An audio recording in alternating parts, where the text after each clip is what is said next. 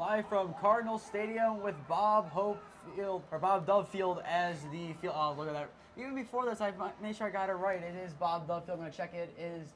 Either way, we're in Canfield, Ohio, near the Ohio-Pennsylvania line. This is the Holy Name Broadcasting pregame show. I am Nick. That's me alongside me, Cam and Ragazzo, and we have an exciting contest later tonight here as the Holy Name Green Wave look to take down the team that knocked them out of the OHSAA Final Four last year, the Canfield Cardinals. They want revenge, and pretty sure Canfield wants to keep their streak against Holy Name alive. And speaking of streaks, Holy Name looking to start a winning one after last week winning 21-20 over Normandy. What was the good, what went bad, and who stood out to you in that game? I kind of want to start with the bad just so we could end on a more positive note. Bad is our tackling. Very tackled high pretty much every play. And, dude, I don't know why I can't remember the Normandy quarterback's name, but Elijah Gray just ran through every single arm tackle and just plowed through our defense and was able to end up scoring. I don't know. I know he scored at least once. I know he got in at least once. Then the good of the game, Cam?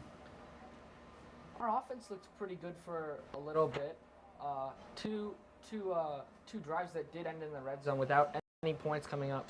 So looking to correct that this week. But for the most part, our offense did look pretty good, even with Andrew Cole having a little bit of an injury on his ankle, and Will Dix also having a injured ankle. Yeah, I can definitely agree with that. Andrew Cole played well. I'm going to start with the bad as well, the tackling, like you said.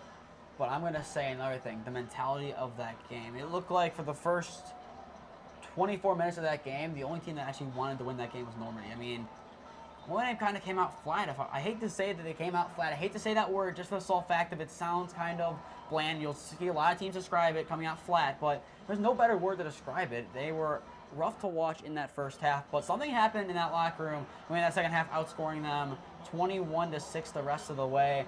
A little bit of a scare towards the end, and another thing to watch, we'll talk about that fifth down potentially. Actually, we'll talk about it now of what happened. Our official description given of it was that it was not an official play because the chains were not set, thus it was the correct call to be first down. But Cam, I don't know if you noticed this, 4 seconds did drill off the clock, and those were the 4 seconds that ended up being from that play. So in the scorebook mind of the scoreboard, it was a play that counted. And now, to play devil's advocate on the other way, if you're Normandy side, that receiver, I believe it was number 1 for them, got down in bounds right as the clock hit 0. There would have been 3 seconds on that clock potentially for a kick to win that game. Yeah.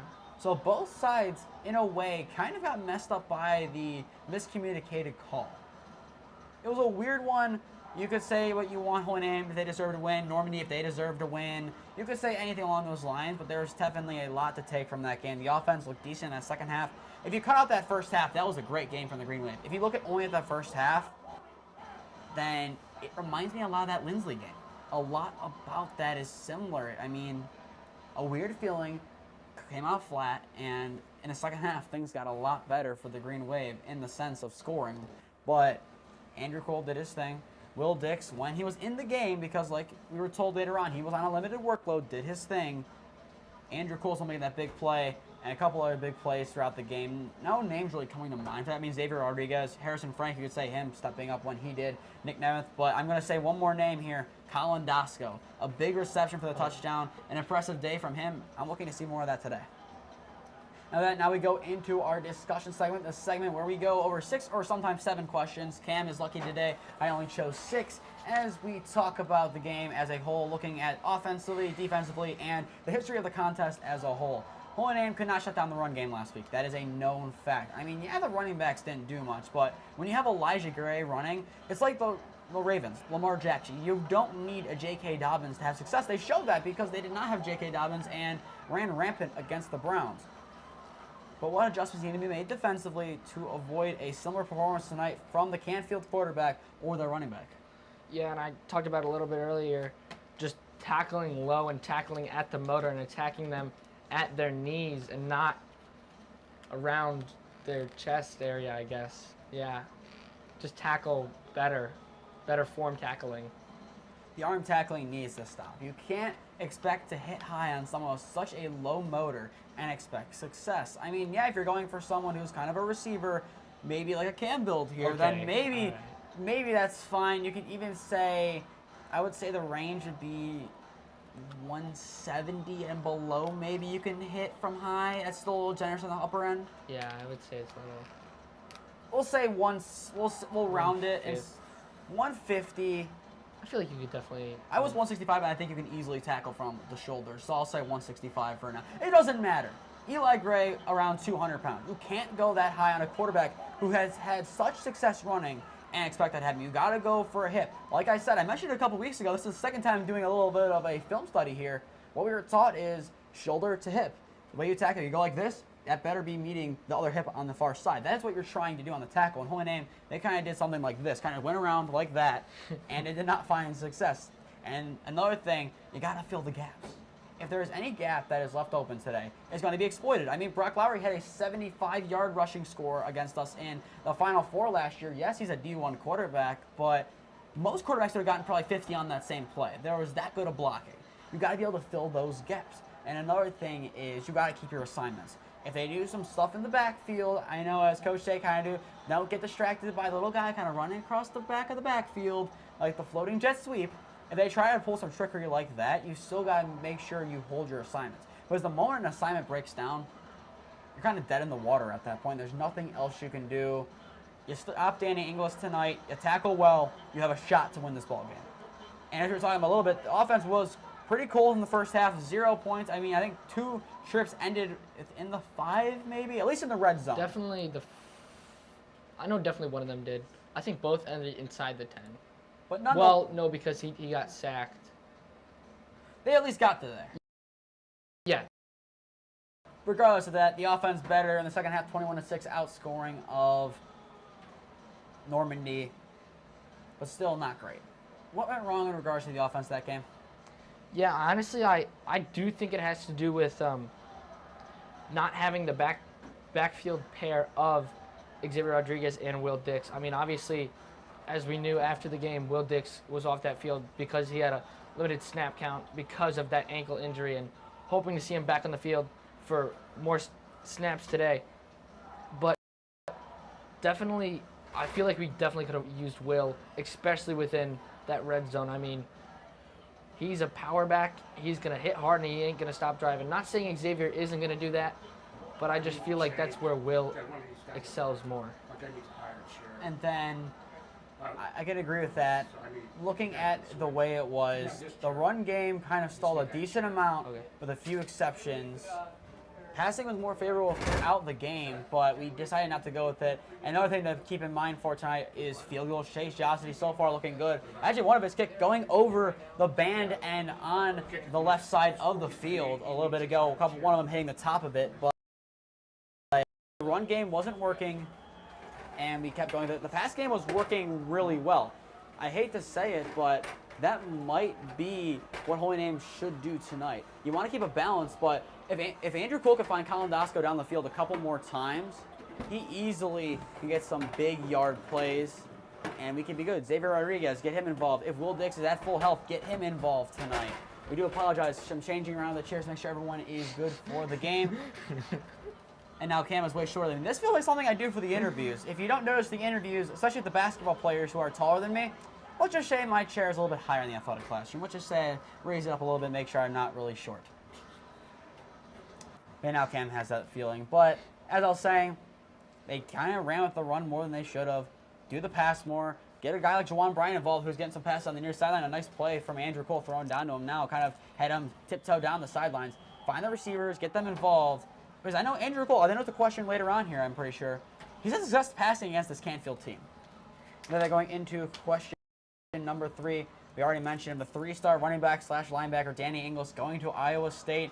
Cam, the 2 Iowa State running backs in the NFL, who are they? Brees Hall.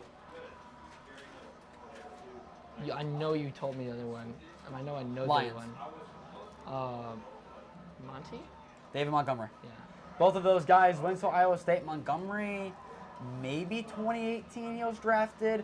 Brees Hall was 22. Yeah. But still younger guys in there. that's besides the point. Danny Ingles, we can talk about that legacy running backs position or even a linebacker later on. That's a question for another day or for another outlet to discuss. But what does the defense down? I know we already said this, but go low and hit him hard. And like Smee said, fill the gaps, because if he finds a gap, he's going to go for it and he's going to go. Even without looking at the stats right now, I think if you had the stats in front of you right now, you can say, without knowing anything about Danny Ingles, look at it and say, okay, that's the reason they're 3-3. That's the reason they have wins against some good teams. That's the reason they play the likes of Poland Seminary tough. I think you look at the stat sheet, you see that. Last year you had kind of him and Brock Lowry in that role. It's just him this year. Yes, Paul Bindus is a good quarterback, but Danny Ingles is that elite. You got to shut him down. It's just like Eli Gray, but he has a heck of a lot more help with this Canfield team, a different beast of their own. As this team, they might be 3-3. If they win out, that gets them to 6-3, and I think they could easily make a run in Division III once again. The only team that really I can see getting in their way is an obvious one, Toledo Central Catholic. But shut him down. If Ingles gets a gap, he's going to go in for like 15, 20 yards at least. His ball carrier IQ, from what I can remember of the last game, was huge. He knows what to do. They both did well, meaning him and Lowry last year. It's a new quarterback for him this year. They've kind of gotten their chemistry down now. I think the goal to win it is to shut him down and script this game into a pass situation. Test the arm of Paul Bindus, and I think you will find some success. And then going back to some of their tough losses, Canfield started out 3-3 on the season, but they were 1-3 at one point here with losses to Mansfield Senior by a close margin. I think it was 24-10. Olmsted Falls was 42-14. And Poland Seminary was 10-7. How I remember that off the top of my head, I do not know. I just saw it, so I can't attest. But the question is, how much of a statement win would this be for the Canfield Cardinals? Let me hold on to my other page. I'm going to take out my staple. I feel like it would be really good for them to show their dominance against Holy Name in back-to-back years and obviously move them closer towards playoffs, coming for that D3 state title once again. I definitely agree. It would be a huge win for the Cardinals. Throw the record out of here. Anytime that essentially you could, for the second year in a row, eliminate a team from playoff contention, that has to be a big momentum booster. I mean, 2 weeks ago, Dover winning by 4. Is it the result they wanted? They probably would like to put a couple more points on Dover, but still, Dover's a good team. Don't count them out. Don't sleep on them. Well, this would be a big win right now going in, or if we're going to convert it to a money line, 30.5-point favorites, 31 strict number basis for the win.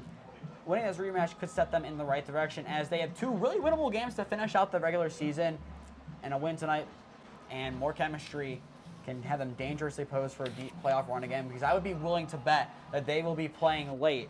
And looking at, once again, this is a different team. I mean, looking at the schedule now, they play Howland and Boardman, but Chardon is not the team that they were a couple years ago. Yes, they're still good, but they're not the dominant force they once were. It's not guaranteed each year that you'll see a Division III final game with Chardon in it. It's not a guarantee anymore.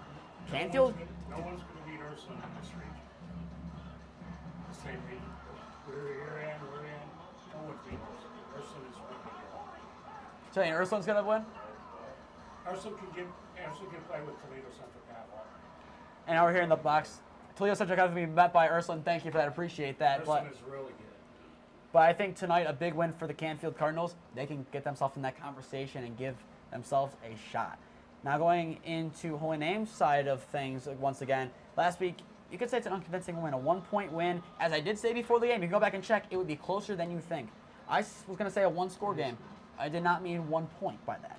But we redeemed 23-point favorites, win by 1. What was the issue and what was corrected in the second half? And then tonight, what has to be the game plan for this team if they want to have success? There's a lot of questions there. All right, first question. Obviously, I talked about it earlier, the 2 drives that ended in the red zone with no points. Obviously, that's going to, not – that could be 14 points, that could be 6 points, that could be just 3 points. But getting some amount of points obviously changes the score of that game and obviously looks more favorable for Holy Name. Obviously, Andrew Cole's injury, as Harrison Frank came in the game, and he did well, but did he – I don't think he attempted a pass. I think he might have attempted 1. I know he had a 2-yard rush, but that's about it. Yeah. But yeah, obviously Cole's injury playing a big factor into that, especially with being on that drive. What was the question you said? Oh, what needs to be done tonight? I just think they got to play their game, try and force the run if it's not working way too much, and try and run the ball, and let Cole work in the passing game, and I seem to always go back to this, but let the play action roll out and let it set up the run so you can run the play action. Cam, I think, has touched on all the issues of what happened last week. We can say the same things, not being able to tackle, kind of the game plan, and stuff along those lines. We're going to ignore that. What changes and what the game plan tonight, you got to find balance. If the run game is not working, if you have 10 rush attempts for 10 yards, you got to abandon the run for a little bit. You got to throw the ball. You have plenty of capable receivers. Trust in your defense. The front seven has a bump tonight as Jeffrey Bird, it looks like, will be shooting and playing for the first time since, I believe, the Lindsley game. So that'll be huge for the defense to have him back in the rotation. And another big thing is keep players healthy. Even if this game is dropped, it's not going to be like Monday morning, you get a letter, you're out of the playoffs, you're done. That is not simply the case. Last year, 3-7, 4-6 was enough to get in the region, in the playoffs to get a game. I think it will be enough this year. Looking at it, the team that's ahead of us is, I believe, Hubbard. They're projected the 16th seed. Right now at AP, we're 19. I think if Hoyne can play this tough, and even if they lose by like 7, if they lose by a score, I think that bumps them up. Because I'll kind of explain it when we go into the predictions, but the playoffs isn't strictly by record.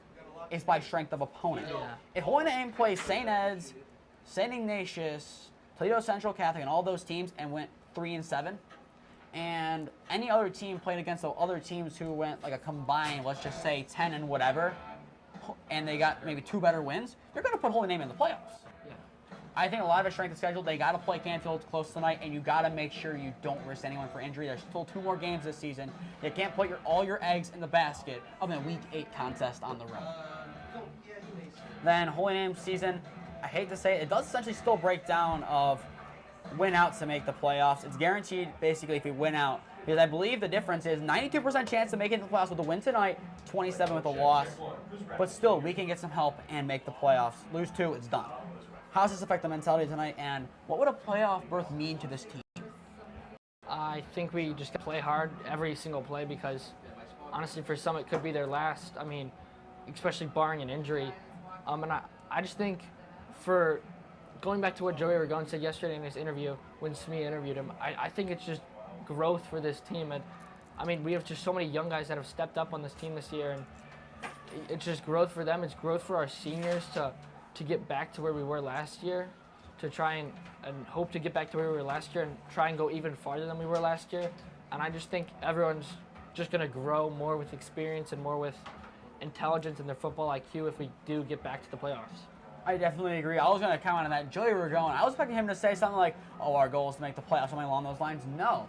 Growth is an extremely mature answer. I'm really impressed by one of our 2 captains. I mean, Cam, I think I'm sure you're expecting some of a similar thing from Ragazzo, but his character really showed in that interview.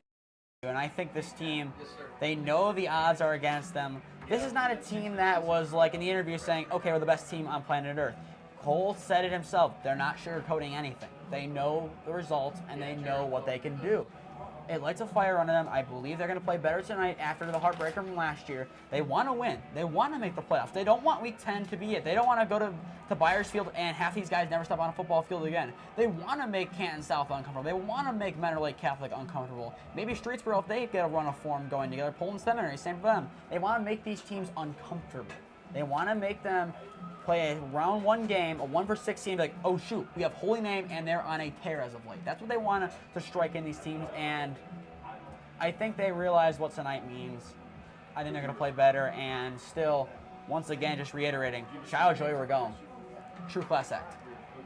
And that, now we go into our predictions. I only predicted, or calculated the R3, me, Cam, and Damian scores. I did not have time to get to the fan vote as of yet. I basically made it. Cam came in first at 10-2, me 9-3, then Damien 8-4, because I think there were a couple games switched in there. I just wasn't going to check all the games at that point. I can go back and check some other ones, but I think that was pretty similar to what it was. I think most of our other predictions were right last week. I take a quick gander at it to make sure I'm right on that. If I can. I know. I for certainly went 10-2, and I think you differed on that. I differed on the Poland Seminary game. It was right? Poland Seminary. And then Damien differed on that. That last game. It was Manchester, and Manchester Yes. did get the win. Shout out Manchester, first win since 2021. Well, that we're going to go into our predictions with Cam in first place by 3 games over Damien. I'm on my phone right now to pull up Damien's predictions. Okay. As he says he wishes he was there. Okay, we're going to start with Buckeye versus Valley Forge. Damien says Buckeye, self-explanatory. The fan vote says Buckeye. Cam, what says you? I say Buckeye. What says you? What says you? Yes. You says Buckeye. Give me the Medina County outfit. I think it's going to be a tough play game. I think Valley Forge can continue to play well. It is their homecoming game. I think it's lights of fire. They do well. Game number 2. Okay, here we go with the fan vote. Elyria Catholic beating Rocky River is their thing. Damien says not so fast. Rocky River. Cam. Not so fast. Rocky River. Julian Patty, 300-plus yards passing, 5 touchdowns. Rocky River wins by a lot. Game number 3, Fairview versus North Olmsted. North Olmsted, congratulations to them getting their first win last week over EC. Do they back it up, Cam? I do believe that they will back it up. It is a Eagle sweep across the board. Fan vote, myself, and D-Web all going with the Eagles. Game number 4, Westlake versus Bay. Damien says Bay. The fan vote does not, as it ended up being a deciding vote, a 50-50 here by Holy Names, one of their favorite bowlers, Quinton Johnson being the deciding vote in that game, picking Westlake. Cam, what do you say? Bay. I agree with Bay Village. It has to be a close game, but shout out Quinton Johnson.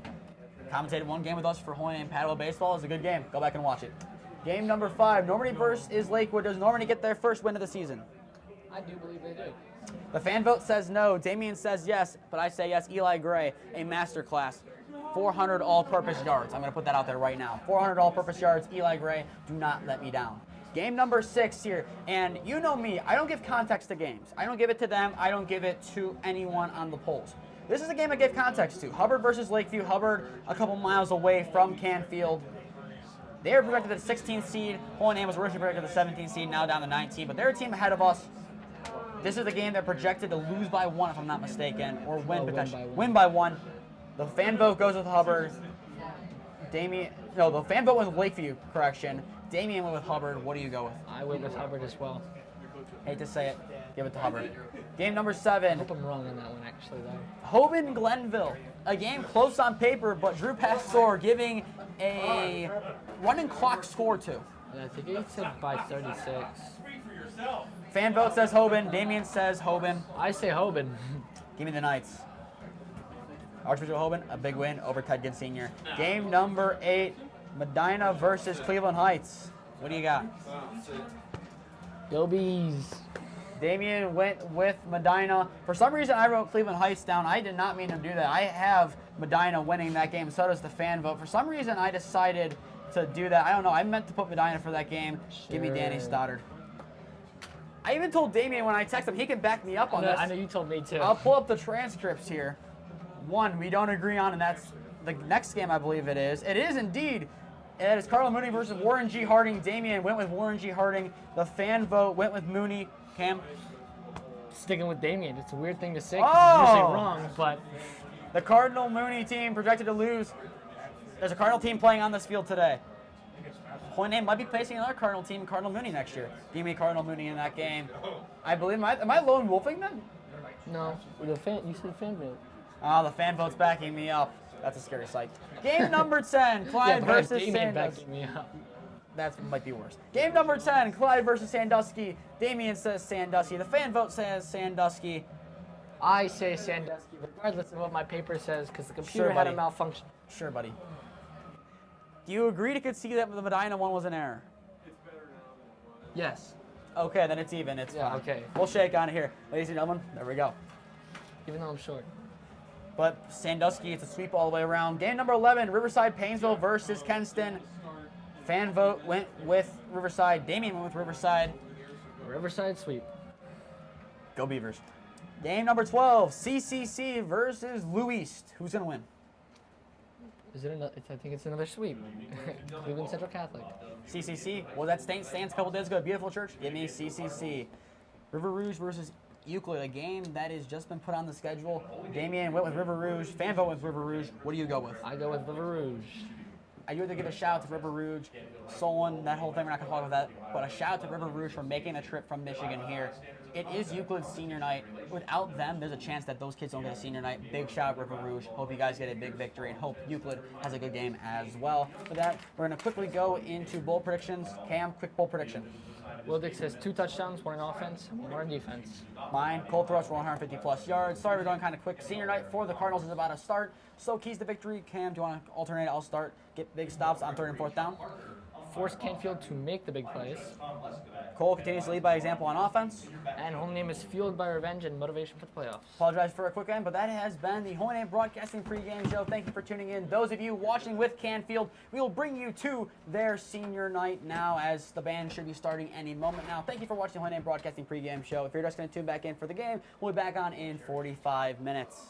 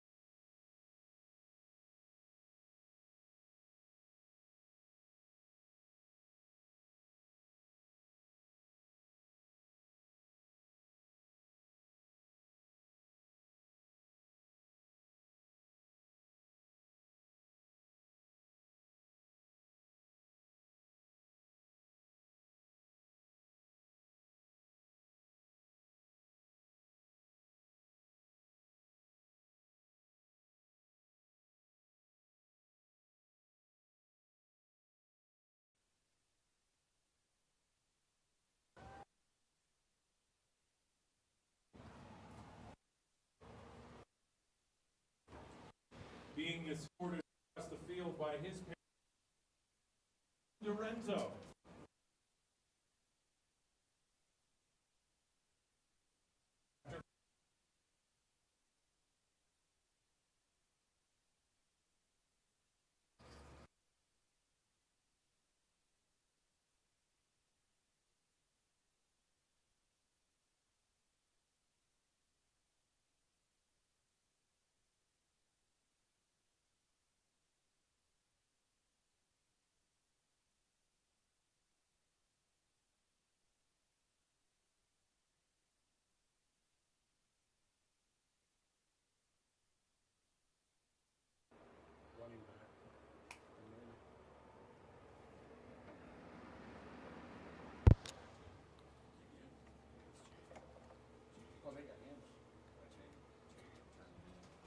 escorted across the field by his mother, Angela, is Andrew Dugan. Andrew plans to attend Louisiana Tech University, majoring in pre-med.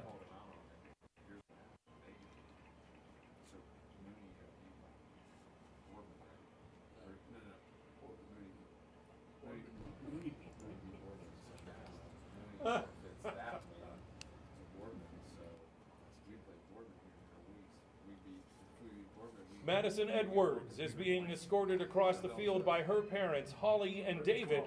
After graduation, Madison plans to major in nursing at Ohio State University.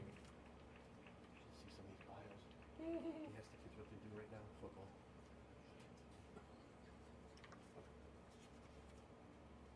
I'm not happy tonight, Jerry.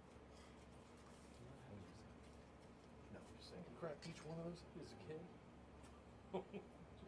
It's been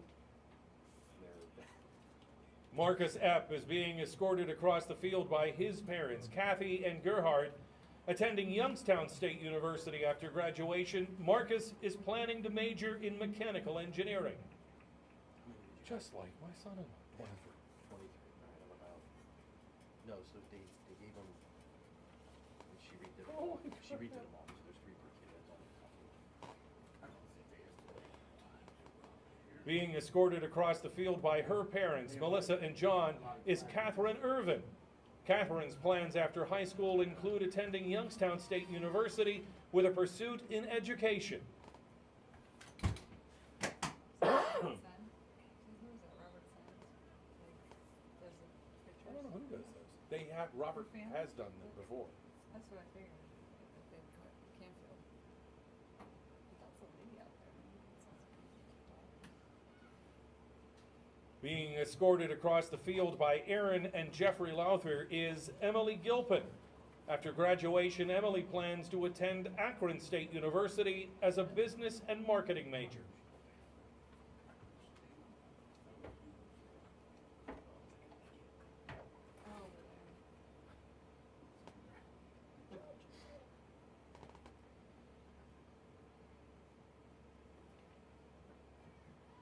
Emily Haino is being escorted across the field by her parents, Suzanne and John. Emily plans to attend college majoring in biomedical engineering with intentions to attend veterinary school.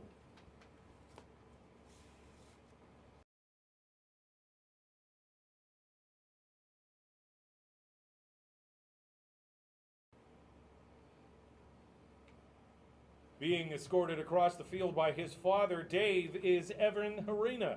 After graduation, Evan plans to attend Youngstown State University, majoring in civil engineering with future plans to attend the University of Akron to attend law school.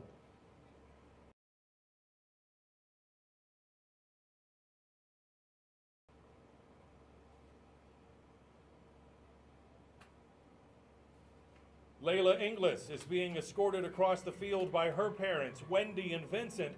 Layla is planning to major in business at Ohio State University.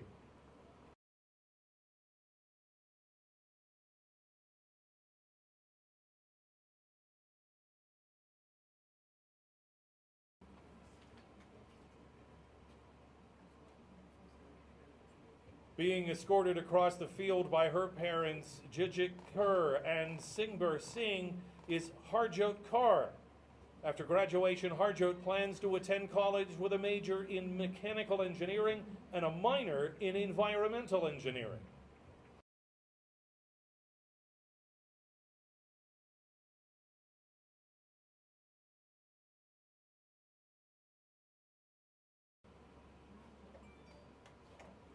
Being escorted across the field by her parents, Nancy and Steve, is Annalise Kerr. Annalise's plans after high school include attending either Kent State or Youngstown State University as a radiology major.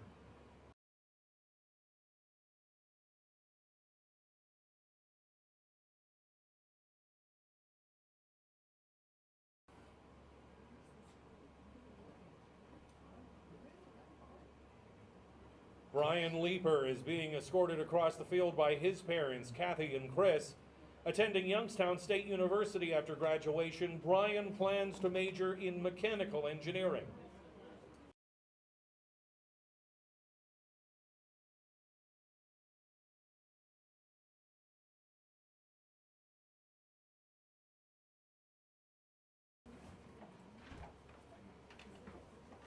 Being escorted across the field by his parents, Stacy and Sean, is Harrison Miller.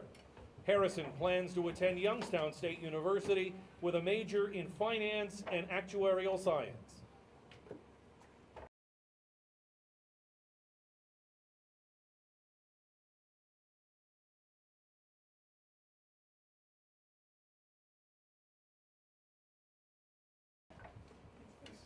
Christian Morrison is being escorted across the field by his parents, Russell and Nancy Morrison. Christian's post-high school plans include attending Ohio University as a biology major.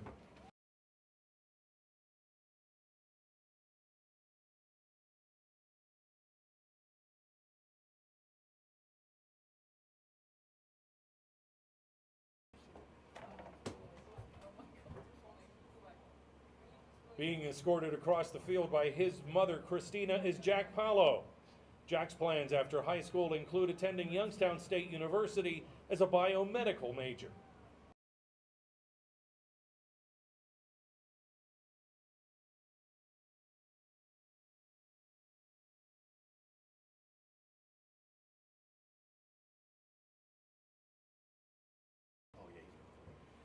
Jace Roberts is being escorted across the field by his parents, Tracy and Dan.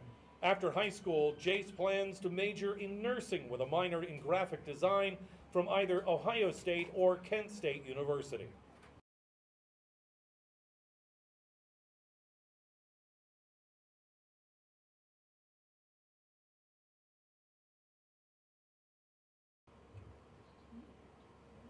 Rhea Sethi is being escorted across the field by her parents, Swati Nekpal and Rahul Sethi. Raya plans to attend college majoring in biology.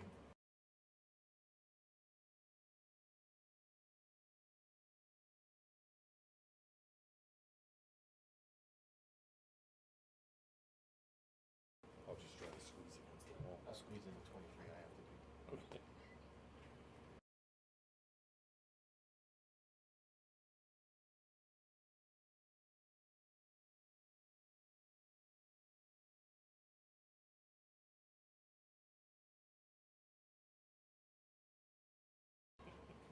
He plans to attend college. That's what they all say. Look, right there.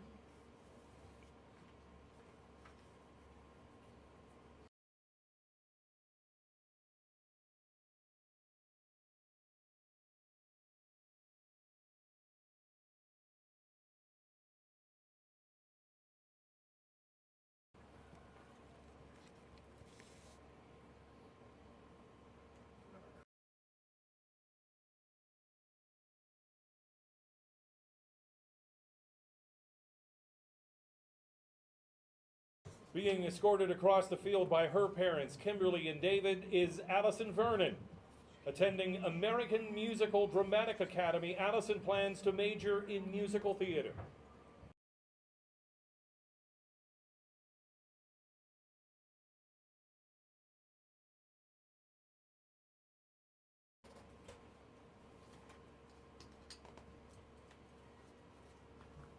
Sam Wogan is being escorted across the field by his parents, Lisa and Jeff. Majoring in civil engineering, Sam plans to attend Youngstown State University.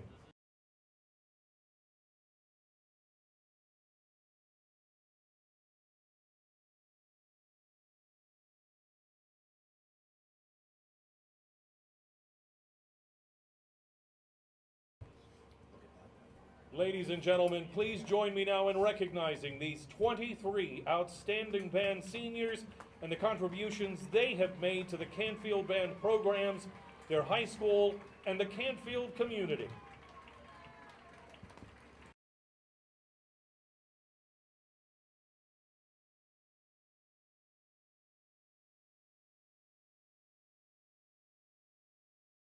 With our senior cheer squad, introducing first senior Haley Green. Haley's being escorted by her parents, Kathy and John Green. Haley is a varsity cheerleader and has cheered for 12 years in Canfield. She has been an all-star cheerleader for 13 consecutive years, and she is also in the mentor program. Haley plans on majoring in health science in college.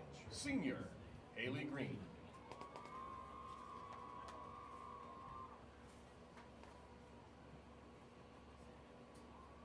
Reese Hollandoner, escorted by parents Spencer and Denise Hollandoner. Reese is a varsity football cheerleader, a member of Student Council, Key Club, the Mentor Program, and coaches the Little Cardinal Cheerleaders. She is also a member of the National Honor Society. Reese plans to attend Kent State University, majoring in the field of nursing. Senior Reese Hollandoner.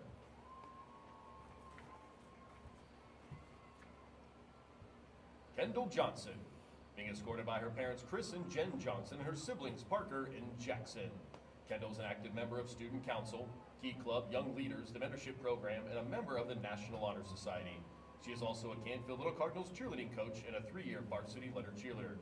Kendall was chosen to be an All-American cheerleader the last 3 years. Kendall plans on continuing her cheerleading career in college while studying business.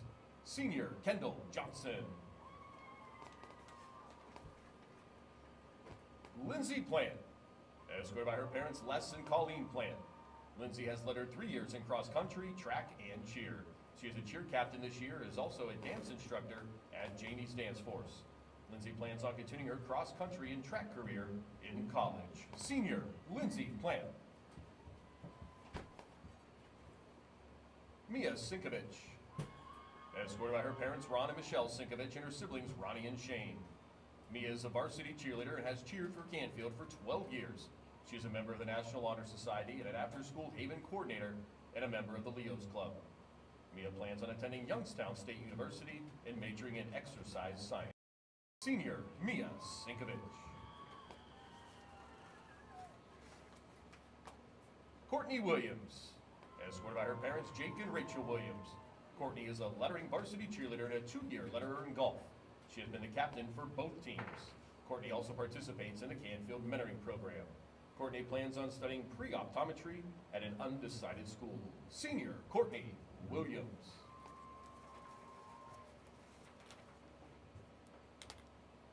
And now to our football players. Senior Paul Bindis, escorted by his parents Paul and Sandy Bindis. Paul is a 3-year football letterman and a 2-year Champions Club member.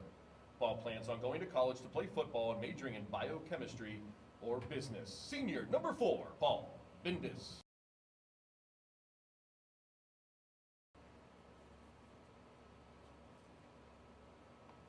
Santino Coca, escorted by Stephen Teresa Coca and his siblings Nicolo, Enzo, and Rocco. Santino is a 3-year football letterman and a captain of the football team this season. He is also a football champion club member. He is a 2023 Big 22 contender, along with a 2022 state champion, AAC All-Conference First Team, All-Mahoning County First Team, All-Northeast Ohio Division III First Team, and Honorable Mention. Santino is also a 3-year letterman in lacrosse. Santino plans to attend college and study finance and accounting. Senior number 57, Santino Coca. Scott Eaton, escorted by his parents Scott and Sabrina Eaton and his brothers Mason and Landon. Scotty is a 3-year letterman in football and a 2023 Big 22 contender. He was a 2022 AAC second-team offense running back. Scotty is also a 2-year letterman in baseball. He is a member of the National Honor Society and volunteers in various community activities. He has a 4.0 GPA and will be graduating with an honors diploma with summa cum laude. Scotty plans on playing football in college. He is still uncommitted to which university. Number 10, senior, Scotty Eaton. Tyler Eckert, escorted by his mom, Lisa Eckert, and Uncle Bobby Eckert. Tyler is a 2-year Champions Club Award winner, and Tyler plans to attend pharmacy school after graduation. Senior, number 6, Tyler Eckert. There's nothing on there but football, so.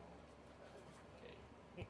Zach Fabian, escorted by Paul and Kelly Fabian and his sister Ava. Zach plans on attending Youngstown State University or Kent State, majoring in accounting. Senior, Zach Fabian. That's number 8, actually. Yeah.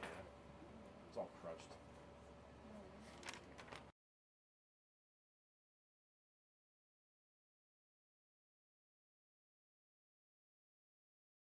Andrew Hall, escorted by his parents Michael Hall, Gloria Beatty, and his brother Jaden Riviera. Andrew Hall is a member of the football team and the lacrosse team. Andrew plans on attending Youngstown State University His major is undecided at this time. Senior Andrew Hall. Yeah, Sorry, I'm no, no, messing you up. no. I said it backwards. Escorted by his parents Jason and Lisa Henry and his sister Grace. Kate is a member of the football team and a member of the National Honor Society. Is a member of Scout Troop 9025. Kate is involved with his church youth group also. Kate plans on attending college and studying computer and electrical engineering. Senior number 27, Cade Henry. They're so poorly written. Alex Hugo, escorted by his father Nick Hugo and his brother AJ. Alex is a 2-year football letterman and a member of the track and field throwing team. Alex plans on attending PIA Trade School for aviation mechanics. Senior Alex Hugo. Aviation mechanic. Danny Inglis, escorted by his parents Chris and Michelle Inglis. Danny is a 3-year letterman, and this season's second year as a football team captain. He is also a 3-year Champions Club member for football. Danny is a letterman for the track team. Danny will be attending Iowa State University in the fall, playing football, majoring in accounting. Senior number 11, Danny Inglis. I was gonna say Danny in there. It's weird. Jace Jaffer, escorted by his parents Dr. Adil and Lee Jaffer. Jace is a 2-year letterman in football along with a 2-year Champion Club member. Jace also runs track for the high school. He is a member of the National Honor Society and has a 4.0 GPA. Jace plans on attending Miami of Ohio University to study business. Senior Jace Jaffer. Oh yeah, Lee. Vince Luce, escorted by his parents Don and Stacy Luce and his sister Julianne. Vince is a 3-year letterman in football and a 2023 Big 22 contender. He is also a 3-year letterman in wrestling, a 2-time All-ACC wrestler, and a 2-time district qualifier. Vince plans to play football at the college level and is undecided on a major and which university at this time. Senior Vince Luce. Michael Malkovitz, escorted by his parents Dr. Vince and Michelle Malkovitz, and his brother Vincent. Michael is a 2-year football letterman and a 2-year Champions Club member. He also runs track. Michael is a member of the National Honor Society, is an AP scholar. Michael plans to attend college and study business and finance. Senior Michael Malkovitz.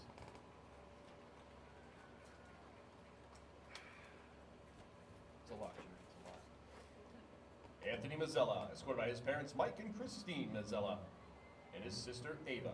Anthony is a 3-year football letterman, a senior captain, and a 3-year Champions Club member. He is also a 3-year letterman in track.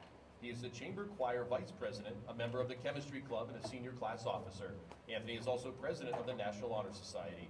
He is a National Merit Scholarship commended student, a U.S. National Chemistry Olympiad finalist, and an AP scholar with distinction. Anthony plans to attend college and pursue a degree in the medical field. Senior Anthony Mazzella. Connor Merrill, escorted by his parents Brad and Stacy Merrill. After college, Connor plans on attending college or a trade school. Senior number 56, Connor Merrill.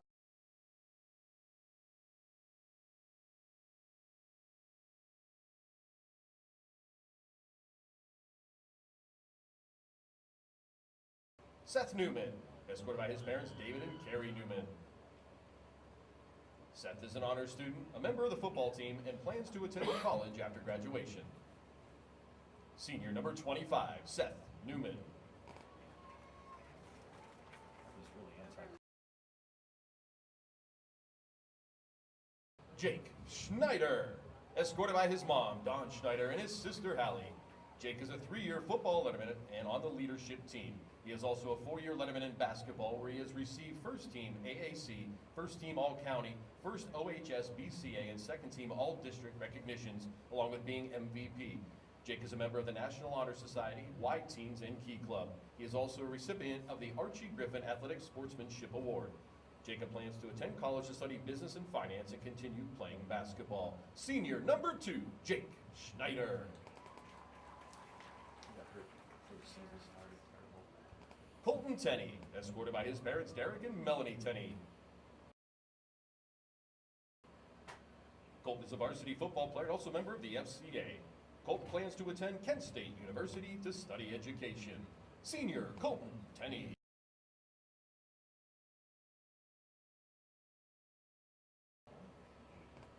And senior Brady Wilson, escorted by his parents David and Yvonne Wilson and his sister Riley. He's a member of the varsity football team and plans to attend Kent State University to be a physical therapist. Senior Brady Wilson.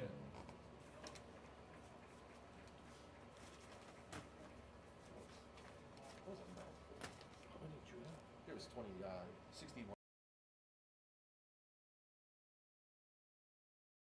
All right, ladies and gentlemen, let's hear it one more time for senior band members, senior cheer squad members, and your senior football team Cardinals on an amazing, having a great senior year, and wishing you all the best in your future endeavors.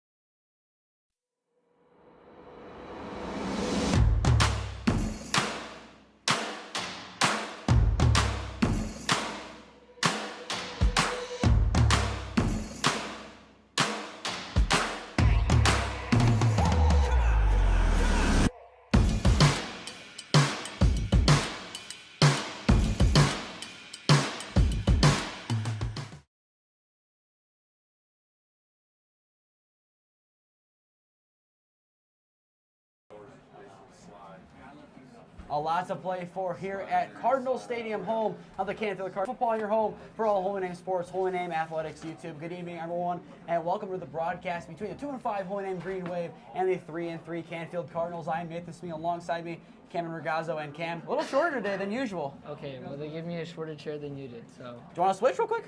No, you don't have to. He's going to stay in the short little chair, but Holy Name looking to play the long game here and win a excellent game here. Must-win territory. What does Holy Name need to win tonight? Play their game. They can play their game, I agree. They will play well. Canfield will be on to send the ball away to the Green Wave as they have deferred to the second. Going early and often in tonight's contest to ensure success. Probably the biggest game of the season besides the paddle game for the Green Wave. A lot is at stake here. The Rodriguez and Bryant, the sophomore and junior, back deep for the Green Wave within their own 10-yard line.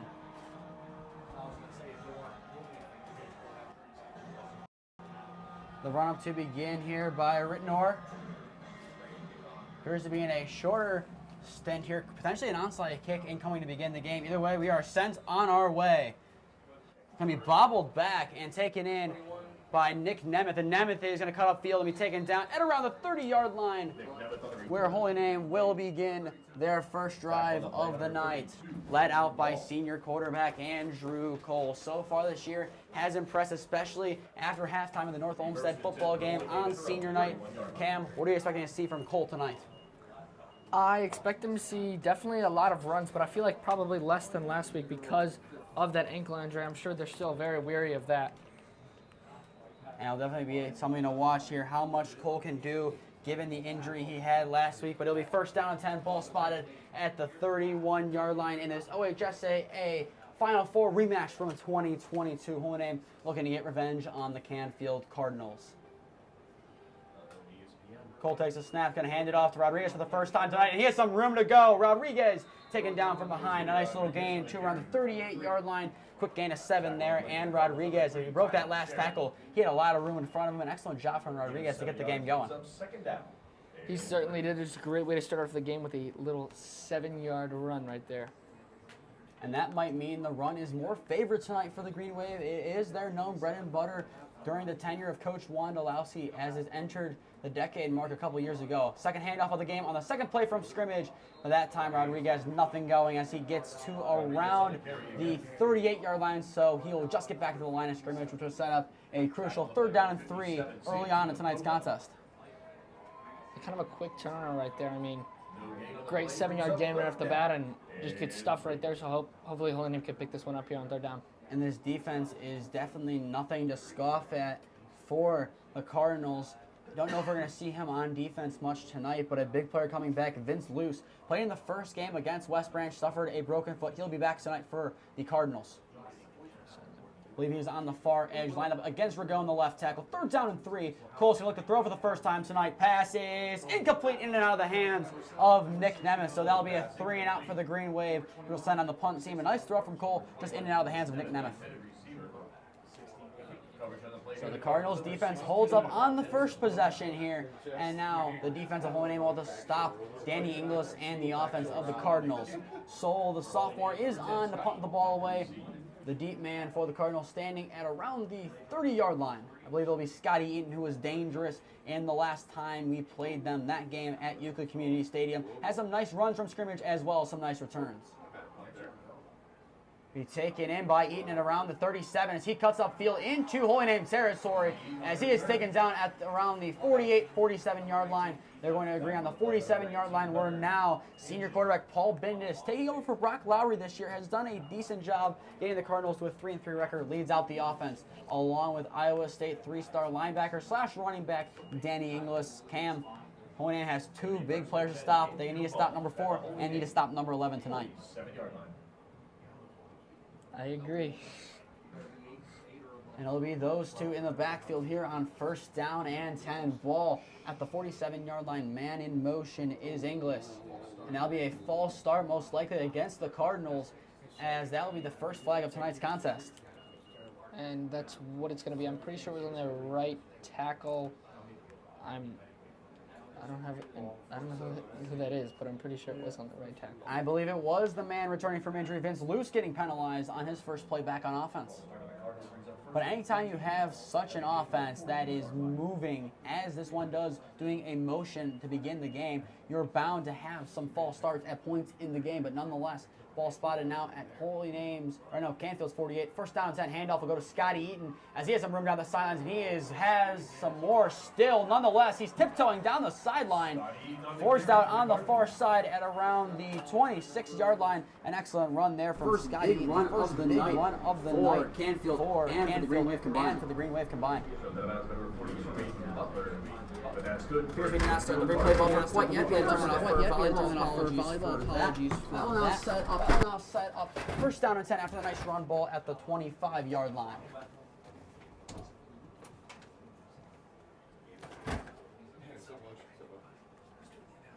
Man going down and back is Ingles. Handoff to Eaton in the backfield. He has some more room to cut upfield as he gets into the red zone. Mark him down and around the 16-yard line. A quick gain of 9 on the play to set up second down and short for the Cardinals.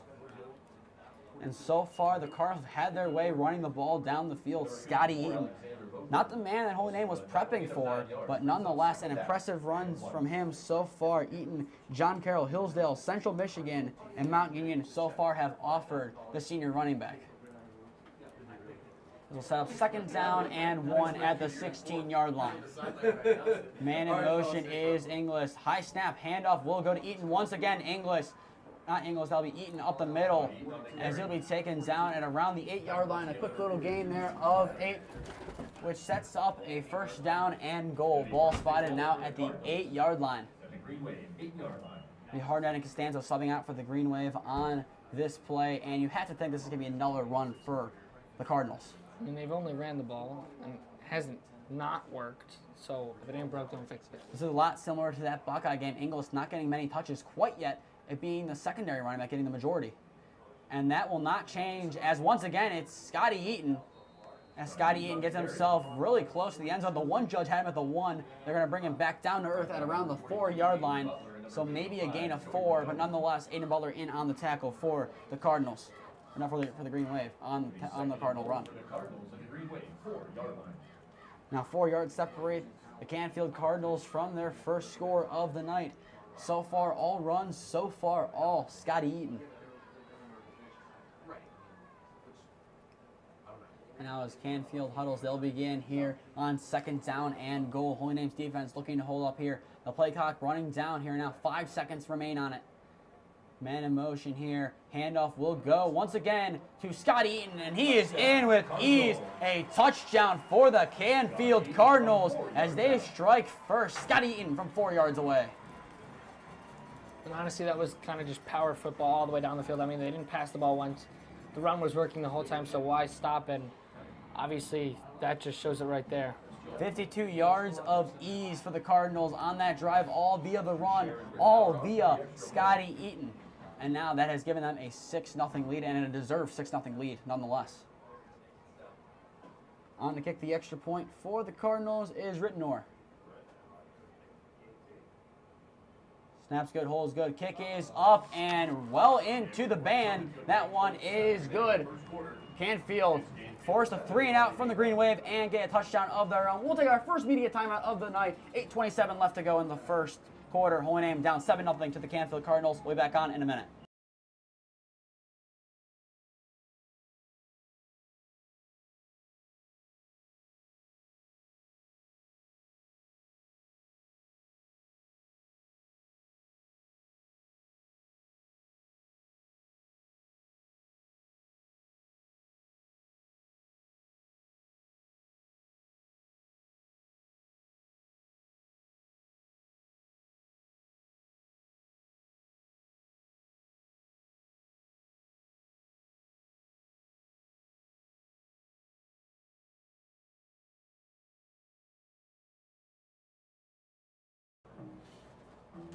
One offensive drive for the Canfield Cardinals, and it was a touchdown with ease. Scotty Eaton used as the workhorse on that drive, 52 yards down the field to put the Canfield Cardinals up 7-0. If you're just tuning in, I am Nathan Smee alongside me, Cameron Ragazzo. What started off as a promising drive with a 7-yard run from Xavier Rodriguez was stopped with ease by the Cardinals. An incomplete pass to Nick Nemeth and a stopped run from Rodriguez. Now Holy Name looks to regroup here as this ball is scooped away. Nemeth takes this one in on the return from the 30-yard line as he gets maybe about 10 yards to around the 40-yard line, where Andrew Cole in the offense will take over for the second time tonight. Cam, what changes do you expect to see for the Green Wave? I don't really expect to see much changes. I just think unfortunate there with that ball going right to the hands of Nick Nemeth on third down. I mean, he was obviously open. If he catches that, that's an easy first down completion and keeps the drive rolling. I just think it was unfortunate that that second down run obviously went nowhere, but that's going to happen from time to time. I just think, first drive, that's okay. There's still a lot of time left in this game. We were asking for him in the last game. Will Dix is in and gets his first handoff of the night, and he will be taken down pretty quickly. Get him to the 41-yard line, so that will be a gain of 1 on the play. The defensive line of the Cardinals does a nice job there to hold up against William Dix. And like you said, that's going to happen from time to time. Those short little runs, Holy Name most likely will not shy away from the run tonight unless they're game scripted out of it. Doubles right, second down and 9. Cole will look to throw here, has a screen open pass, is caught by William Dix as given back to where he got on the prior run, the 41, so no gain, and that will set up third down and 9. Holy Name still looking for the first down of the game. They've only gotten 8 yards reported on 5 plays from scrimmage. That was weird. It looked like the blockers went the other way and he threw to Will Dix. I feel like it might have been like a double screen because I did see Jawan Bryan over there, but interesting to see what it was. Cole clearly saw something on the near side. This time they'll set up in trips left, and what is a passing down, third down and 9 for the Green Wave. The work with ball will be spotted once again at the 41. Andrew Cole looks to throw here. Has some time, had to evade a sack now. Pass is this time caught over the middle. Nick Nemeth, he'll be taken down pretty close. It'll be fourth down and maybe a couple inches as Holy Name will most likely keep the offense on the field as of now. As this one's going to be a close one. We're not be surprised to see a QB sneak as Holy Name likes to do that really close to the line to gain. Yeah, I think they're going to officially spot it as fourth down and a half a yard. So, and Canfield sending in a bigger set here, sending in Lyman Hugo in for Eckert. It'll be 5 down Lyman. It'll be a 5-2 set for the Cardinals on fourth down and 1. A smart decision there from the defensive coordinator to decide that. Big play here. Fourth down and 1. Nemeth takes the handoff, and he will... I think he got it. Depends where they spot him, though. I do agree. It looks like he does. Close judge says yes. The far judge... The chains look like they're moving. And they are for first down. We're going to watch it back on the replay to see what we saw. It looked like a last-ditch effort from Nick Nemeth. Just got in there just in time. But definitely a close one and a nice job from the Cardinals there as they almost had a huge stop. I mean, that all momentum, any momentum that Holy Name could have picked up on those prior plays just translated over to the Cardinals. On first down and 10 ball, spotted at the 49-yard line of Canfield. Cole looks to throw. There's some pass interference potentially downfield, and that is an incomplete interception. And that one being caught down the line there. I believe they're going to say Jace Jaffer, the interception. We're going to watch it back. It looked like a lot of contact being applied there on Brendan Preisel, but nonetheless, will be ruled a pick. I mean, he was holding them the whole way. He can't even... I don't understand how he's supposed to catch that. But nonetheless, Canfield's defense gets a stop as there'll be an interception for Jaffer. A dagger for Holy Name so far as we're halfway through the first quarter. Canfield gets the ball back, and I would not be surprised if number 10, Scotty Eaton, gets the ball right back. Bindus hands the ball off to Eaton, and he has some room to go and will be wrapped up low there, taken down at around the 12-yard line. There it is, Cam. You preached it in pregame, wrapped down low, and he did right there. And it worked. Crazy how that happened. I believe they're giving credit on the tackle to Costanzo and Ragone. An excellent job from both of them to wrap up there, do a textbook tackle. If Holy Name wants to have success tonight, they're going to need to do so. After the gain of 2 on the run from Eaton, potentially a change in thought process, but nonetheless, second down and 8, ball spotted at the 12 of the Cardinals. Looked like he wanted it sooner, but he gets a snap later, and a nice tackle there. Who else on the play? By William Dix. An excellent job getting in the backfield. Scott Eaton had nowhere to go as a shoelace tackle brings him to the ground. They might... I think they're going to say he just got back to the line of scrimmage on that. I thought he might have lost a yard, but They're going to give him to the 14. they're actually going to give him a yard on that. I think he did get a slight extension at the end. It's definitely close, but nonetheless, 3rd down and 7. Holy Name's offense looking to come back out on the field with their defense. Going to make a big stop here. Bindis pass is caught on the far side for a screen, and he will be taken down on the far side. Is that a fumble? Shine, there might be a fumble here. Number 22, who caught it? Number 22. The pass was caught on the far side by Bernardino. The coach is next to us calling for it to be a fumble and say it was not down. Let's watch it on the replay and see what we can see. Tackling play number 23, Dominic Costanzo. Thanks, guys. Costanzo was in on the tackle. Hard to tell from this angle what was called, but nonetheless, the Green Wave defense did an excellent job considering the adversity they had off of the interception. They did an excellent job there to force a 3-and-out from the Cardinals. They could fake the punt. Would not put it out of the realm of possibility, similar to kind of what Horsfall did. That one's a high snap. He might have to get rid of it anyway. And he does. A nice spiral on the punt as that's going to roll back. Butler's have to take this one up himself. And Butler will be taken down at around the 45-yard line. A punt back within his own 5, sent back into Holy Name territory. What a leg there from the punter to send it away. It's kind of a line drive punt, too. And you kind of saw the spiral, almost looked like a pass there, the way it was kicked. Kind of a reminder of what happened against Elyria Catholic and potentially something to monitor, as it appears that one Cardinal did go into the tent. That was Tyler Scharrer, went into the medical tent on the near side. That'll be something to monitor for tonight, as he is someone who was documented as one of the receivers that might get the ball tonight. 1st down and 10, ball now at the 45-yard line for the Green Wave. Handoff will go to Rodriguez, and Rodriguez gets a couple yards. Give him to around the 47, 48-yard line. Gain of a couple on the play for the Green Wave. Going back to Xavier Rodriguez on the run. I think they give him 2, maybe 3. I think they're going to give him 3 on that one. Correction, I believe it was Jaffer who went into the tent. I believe it is number 5, not number 3. That is our apologies. Either way, a player from the Cardinals is in the tent as another teammate kind of monitoring the situation. So I can't tell who the player is, but a shout out to whichever Cardinal that is monitoring his teammate's health.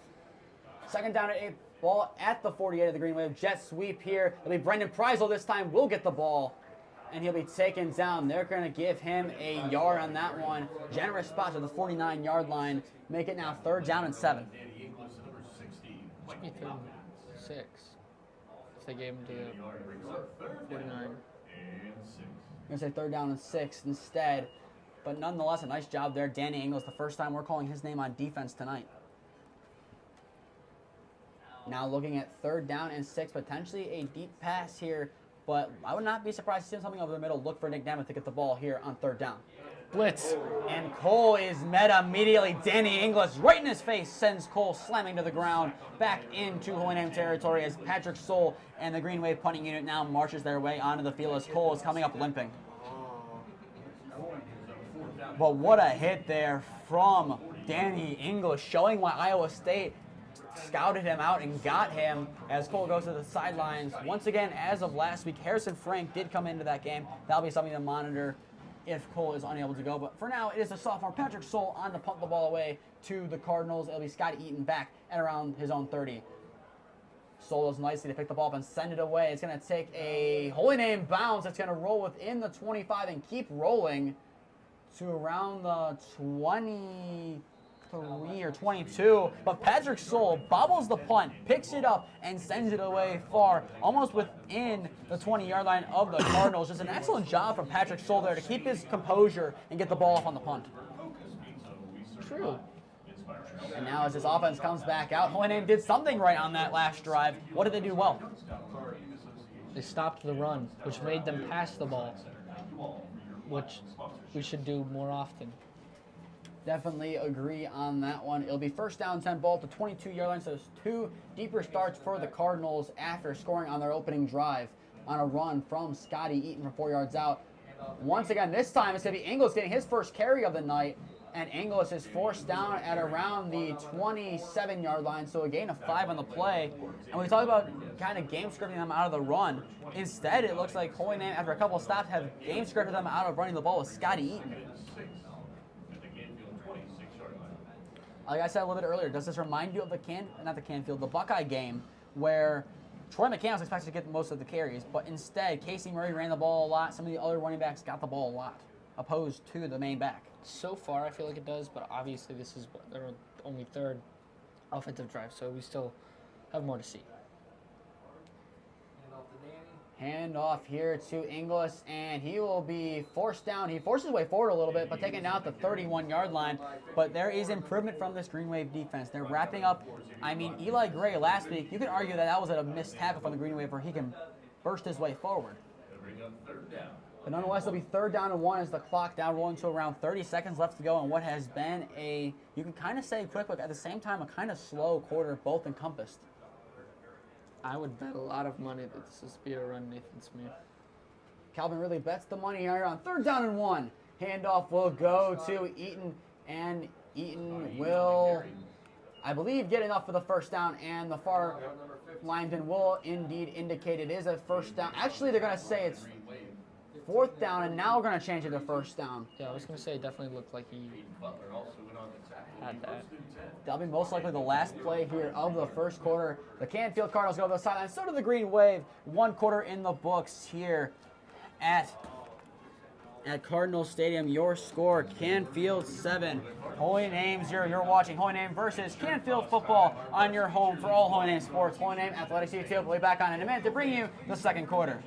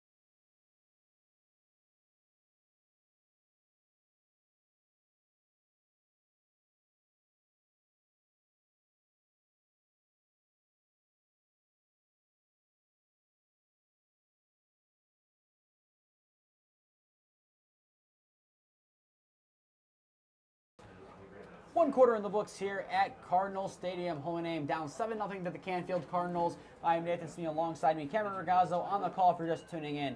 Bendis looks to throw. The screen is caught by Inglis on the other side of the field.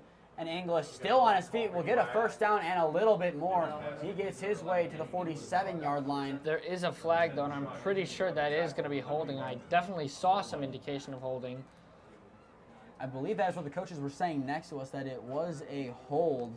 And that will back the Cardinals up a little bit after they convene. The Cardinals now situating themselves near the line of scrimmage, so that would most likely indicate it, and now they move back. Holding is the official call.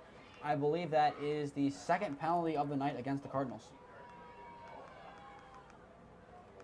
So far, 1 false start and 1 hold. Both coming on first plays of the drive. That is simply not true. No, it was. Oh, wait, this is, sorry. I let him get there himself. I realized that this is a new, okay, well, it was a new quarter, so it messed me up. Holy Name looking to mess up the Cardinals here. 1st down and 15. Ball we spotted now at the 28. Screen pass is caught. This one is Scotty Eaton. Eaton taken down low. Canchin in there. Butler as well as Will Dix in on the play as they get back to the original line of scrimmage and then a couple of yards. Make it a 7-yard screen pass to Eaton. But Scotty Eaton doing an excellent job tonight. The game script that Holy Name was given was they're going to run the ball out with Danny Inglis. So far, only 1 touch for him that we know of, and that nice sack he had on Andrew Cole. But otherwise, it's been Scotty Eaton on this offense, and he has really helped Paul Bindis in this game, not having to throw. Only 2 screen passes thrown tonight by Bindis. Now here comes seconds down and 8. Handoff Eaton on the left side, and he'll be taken down pretty quickly. A nice play there by the defensive line of the Green Wave, as he will get to around the 37-yard line. I believe they're going to say Jeffrey Bird in on the tackle. He'll sub out of the game now. I would assume he'll be on some kind of pitch count after coming back from an arm injury that he suffered week 3 against Lindsley. Holy Name has been missing his presence in the front 7. I know he's been itching to get back out onto the field, and he has gotten his opportunity tonight. That'll be his first tackle back. Now making it 3rd down and 6. Ball spotted at the 37-yard line of the Cardinals. Looking to throw is Paul Bindis. Pass over the middle is incomplete, out of the reach there of Coca. Enzo Coca couldn't trail it down. And now Paul Bindis overthrows on his first deep throw of the night, sending down the punt team into Canfield territory to try to send this one away. Their last punt was a very nice one. So Holy Name, I would assume, will have Aiden Butler stand pretty deep. Right now around the 30. I would not be surprised if he takes a gander a couple of extra yards back. And that was kind of weird because I feel like that was the receiver I saw move early off the ball. Maybe it was just simultaneous with the snap, but there's a lot of good jumping. There'll be a flag here. It'll be a false start, and now the question is, depending on how good his leg is, I mean, we saw him send it, 55, 60 yards. That gets you little room for error. Was that potentially a strategical penalty to back up and give him more room if they're that confident in his leg? I doubt it, but you never know. And now it appears that Aiden Butler will stay around the 30 despite the ball being moved back. So clearly the coaching team is telling him something. So let's see what they can do here on 4th down and 11, a low snap. And that one's passed. Holy Name has an opportunity to do something here. Coach Scheiben's down in the other box to get him, and they will at the 1-yard line. What a job from the punt unit of the Green Wave. And they just missed the end zone, as now it's 1st down and about an inch for the Green Wave. Maybe not an intentional penalty. Maybe not. But Holy Name nonetheless will take that. What a break for the Green Wave, and now Andrew Cole can feel a lot more confident marching his troops onto the field for this drive. Holy Name, they needed a big drive. However, it appears that the punt unit of Canfield gave them the drive. Just an unfortunate snap there low. A nice job from the punter, though, to pick it up and make sure it didn't go out for a safety or an immediate touchdown. You do have to give him credit, though, for trailing back around 30 yards to get that one, Cam. You do have to give him credit for that. I give credit, even though the ball went through his legs. He made an effort to run back. He could have let that one go, but nonetheless, Holy Name, can they tie it up right now or make it within 1? Dix, the carry.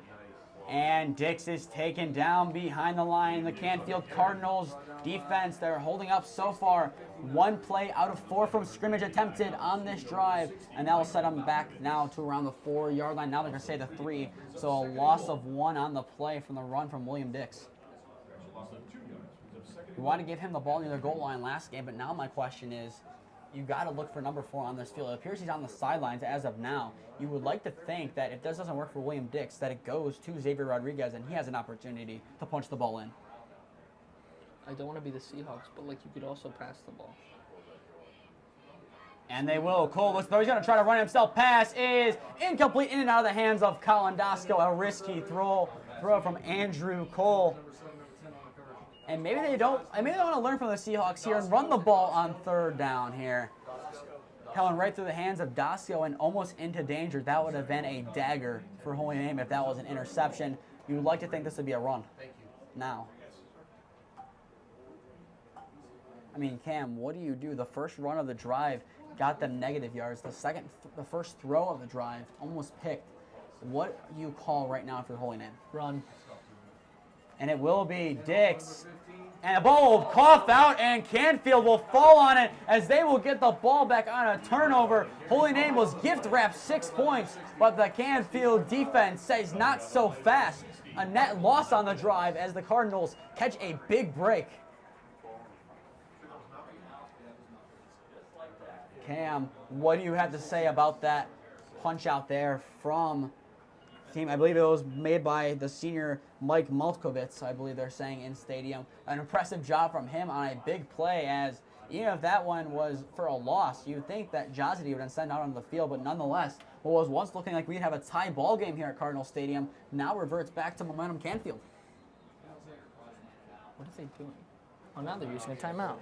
And that'll be a timeout for the Canfield Cardinals. A big scare here at Bob Dove Field, but the Cardinals defense says not so fast at the Green Wave. 7-0. Holy Name is down to the Cardinals. We'll be back on in a minute. After we take this media timeout, you're watching Holy Name versus Canfield football on your home for all Holy Name sports, Holy Name Athletics YouTube.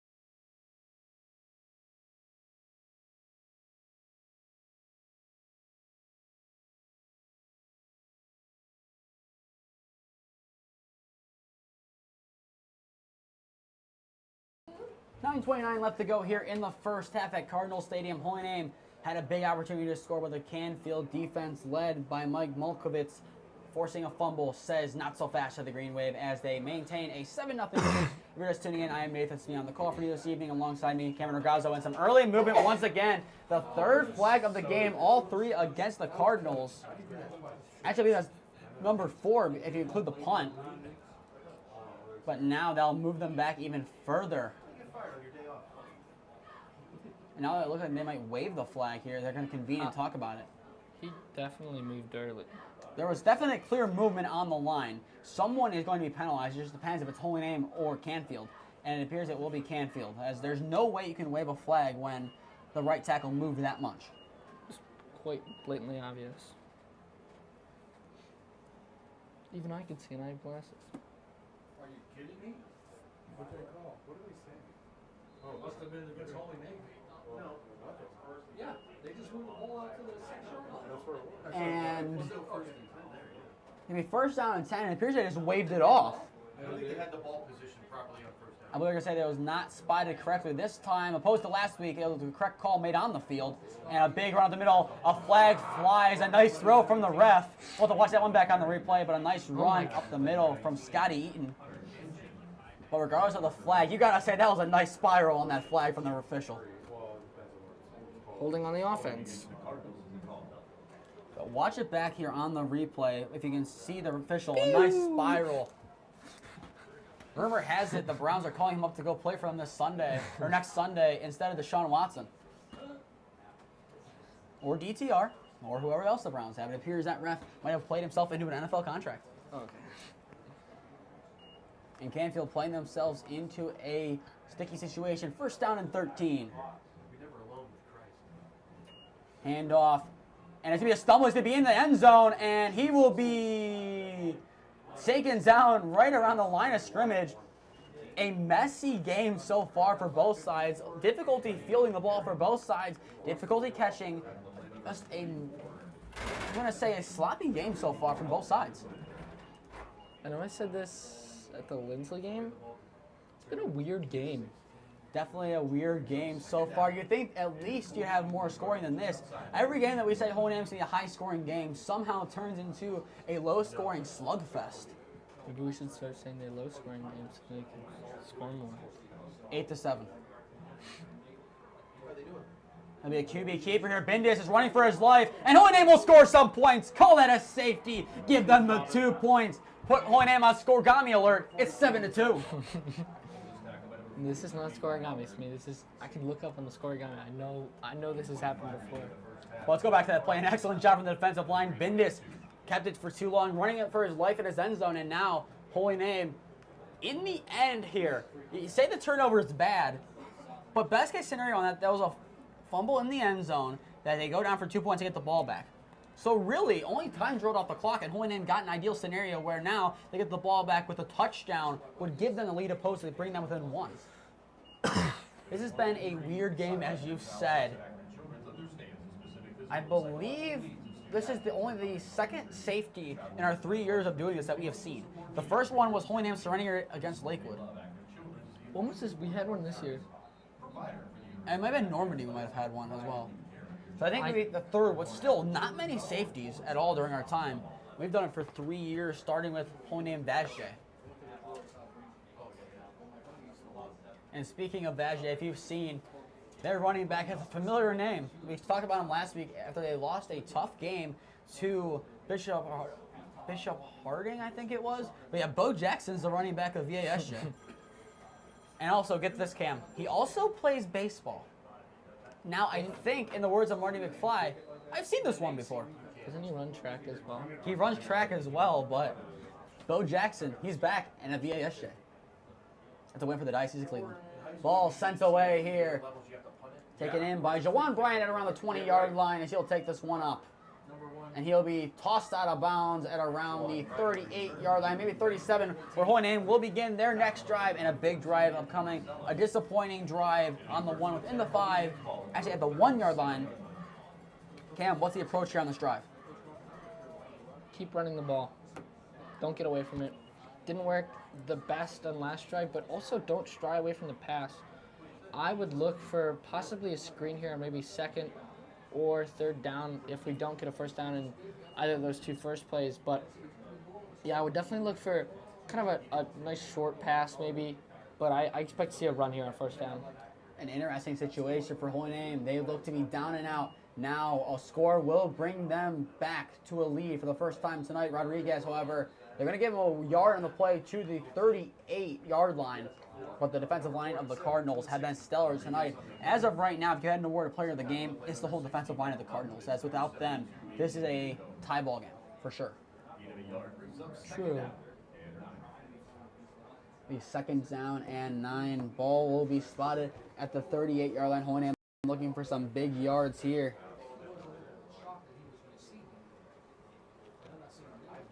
Cole signing some people, some instructions.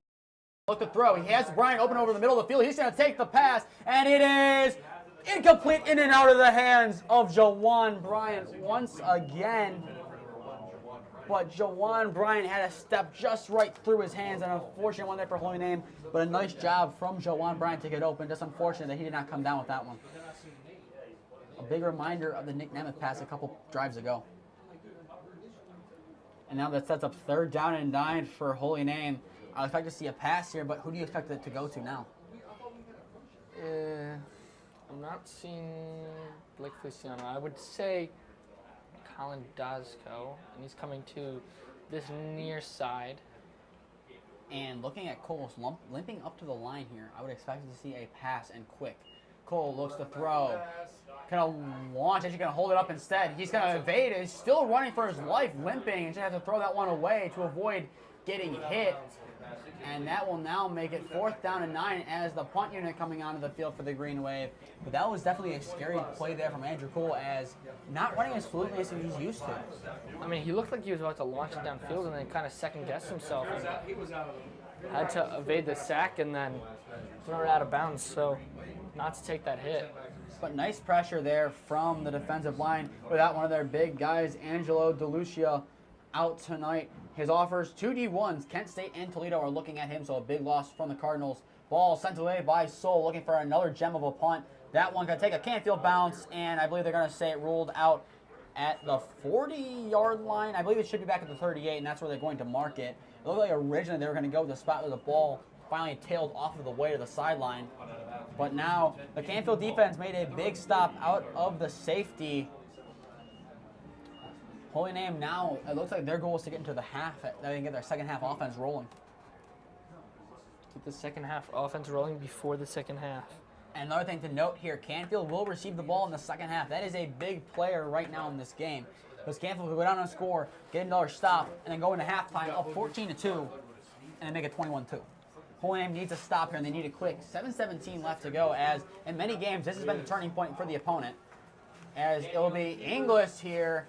And Inglis goes down here. It appears to be a Wildcat formation as he's taken down at around the 42-yard line. So gain of 4. He gets to where the ball finally rolled off of the white on Holy Name's sideline. Second down and 6 now.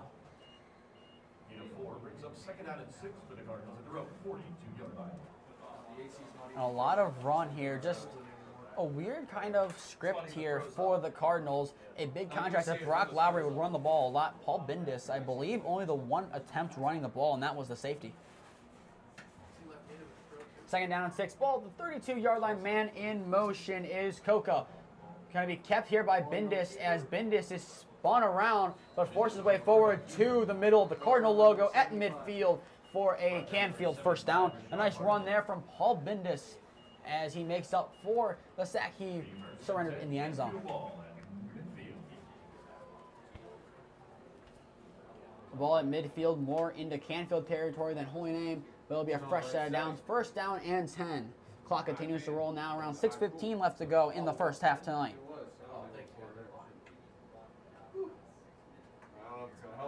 And be kept here by the quarterback, Bindis. Actually, no, it's going to be a Wildcat to Inglis as Inglis, once again, he's starting to get involved in this game as he gets to the 43-yard line. It looks like after the scare, Canfield's done playing around. It'll be Danny Inglis getting a lot of carries now, which is not a bad decision for them. Scotty Eaton's done an excellent job, but the role he played in that Final Four game that worked so well was a return specialist that when Danny Inglis needed a break, he came into the game and got you some yards. They kind of used him differently tonight, and it worked for a little bit. When I say a little bit, I mean one drive. But now, Coach Wondolowski's seen enough. He'll call timeout. I believe that'll be his first of the half. So we'll take a timeout. 5:36 left to go in the first half. Holy Name down 7-2 to the Canfield Cardinals. We'll be back on in a minute.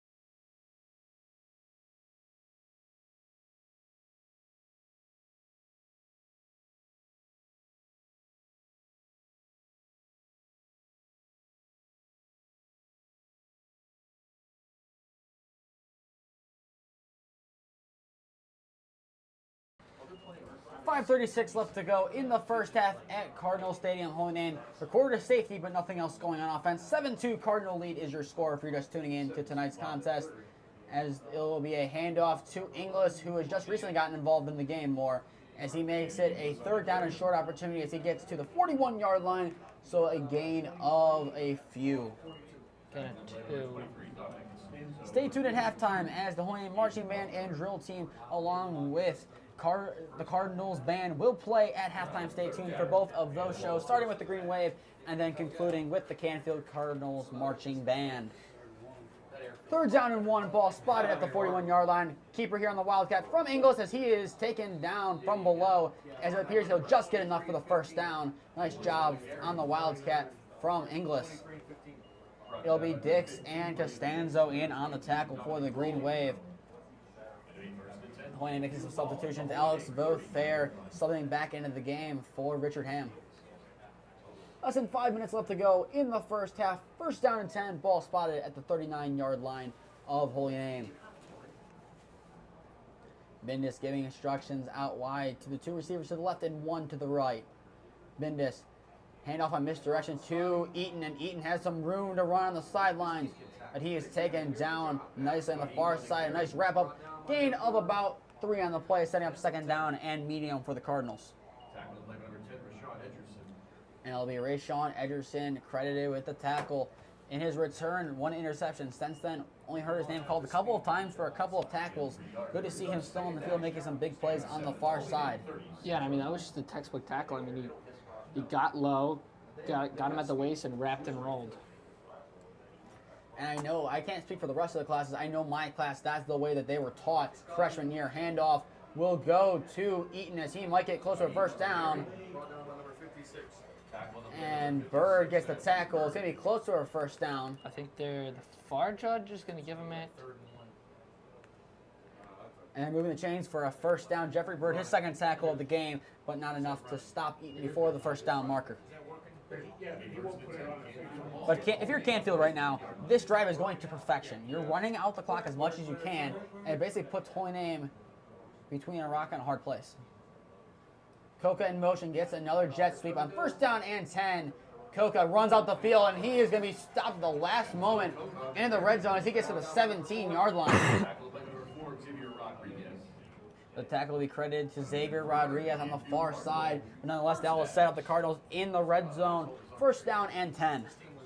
That's not 7-0. He's holding his arms straight. Come back and win the game.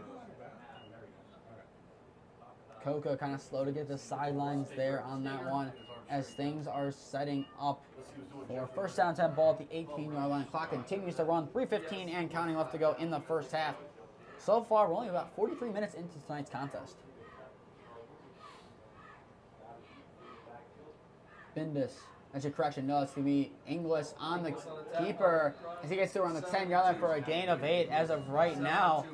Canfield has to be asking, where was Danny Ingles on the first couple of drives? As of right now, he is accustomed to getting 5+ yard carries with ease.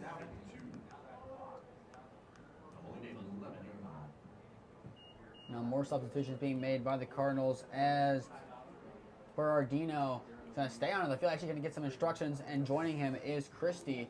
So now a quick substitution being made here as that will be Jaffer subbing out of the game now for the Cardinals.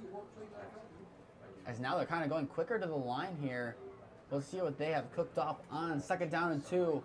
Bindus back in at quarterback. Handoff will go to Scotty Eaton. It's Eaton, the engine, taken down from below as he is marked down and around the 8-yard line. And that might be enough to move the chains for a first down, as it is. The D-line subs out. Zambo, Hardnett, and Gray all sub out of the game for the Green Wave after that play. First and goal from the 8. And as we said, the clock's been running nicely. I believe Holy Name on that drive, they had an opportunity to take a lead. Only spent 1 minute on the clock. The Cardinals have taken what has been about a 5 or 6 minute methodical drive. Eaton trying to end the drive here and now, as he will be short to get him to around the 3-yard line for second down and goal. But if you're Canfield and watch your film, you had to have seen the ending of the first half of that Buckeye game and what Holy Name did with 40 seconds left on the clock getting the ball back.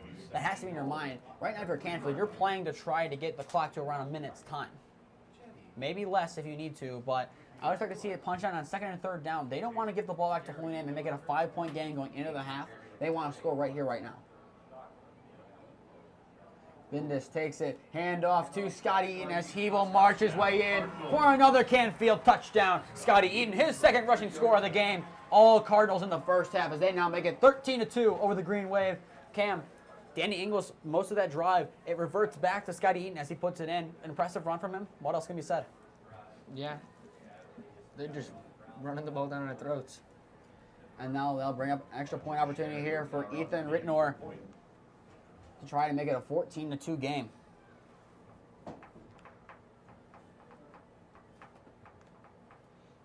The holder will be Shar, the wide receiver, awaiting the snap here. Holds good. Kick is up, and it is well through the uprights. A long methodical drive capped off by a 3-yard rushing touchdown from Scotty Eaton, his second of the day. We'll take a media timeout. Buck 17 left to go in the first half. Holy Name down 14-2 to the Canfield Cardinals. We'll be back on in a minute.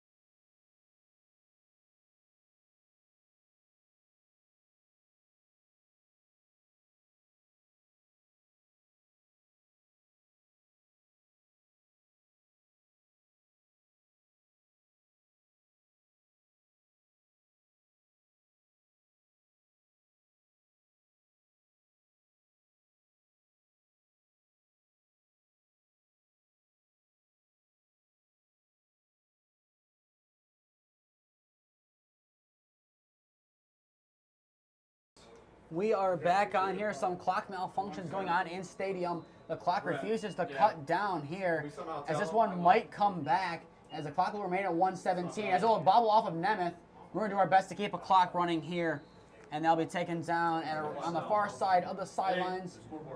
And that'll bring us to 1:13 left to go in the half. And you have to think this is enough time for Holy Name to try to make a drive down the field. Especially with that big throw earlier to Jawan Bryant. Unfortunately, it did go through his hands, but, I mean, he had his defender beat. So if Holy Name cooks that up again, I mean, they could easily get, I mean, if he caught that pass, it definitely looked at least a big gain, if not a touchdown.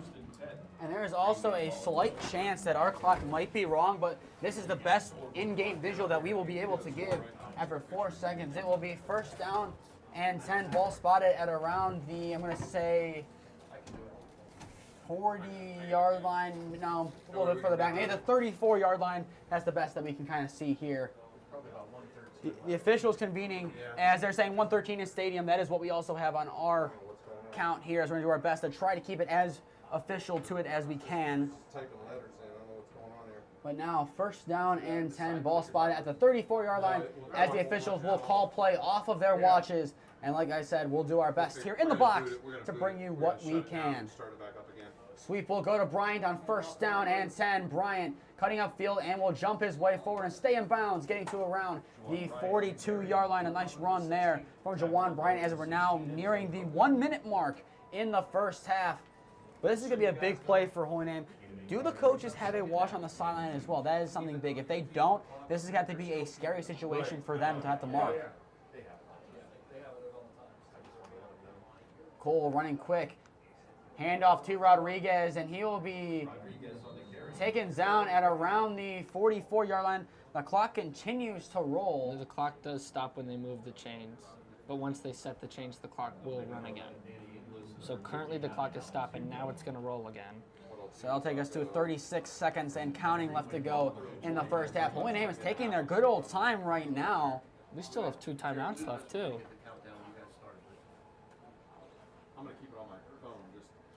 An interesting decision here. Right now, from our mark, the clock is running in 20 seconds. It might have to go back.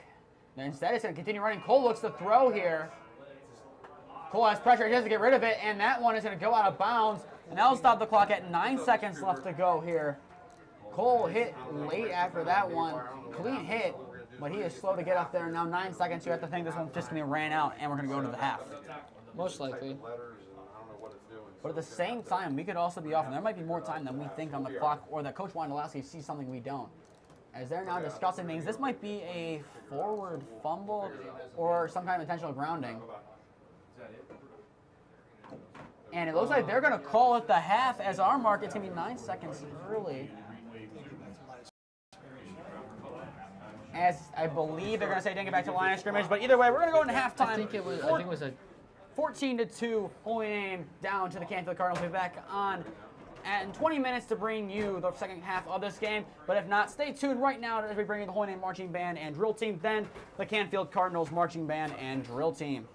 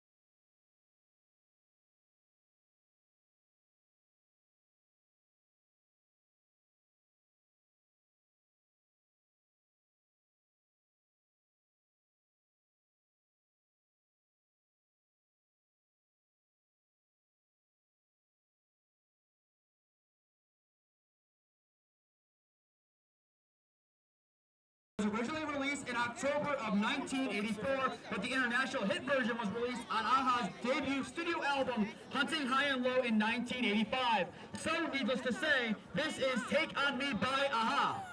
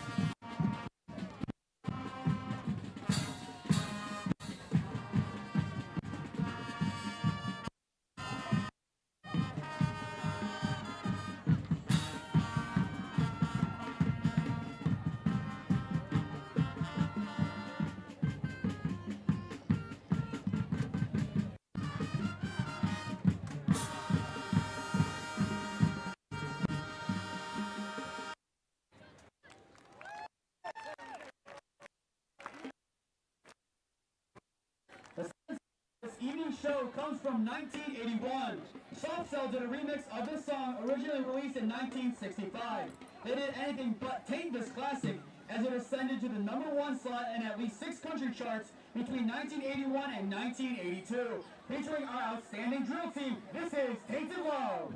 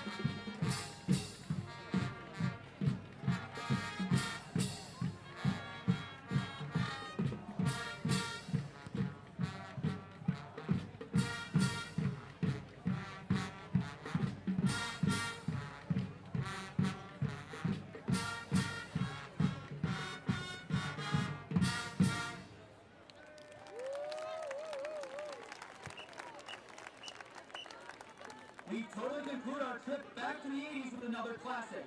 This song was released back in late 1986 as a game #1 on the Billboard Hot 100 list. This received being a mainstay on MTV's rotation. Bon Jovi gave it a shot, and so will we. So here is Living on a Prayer.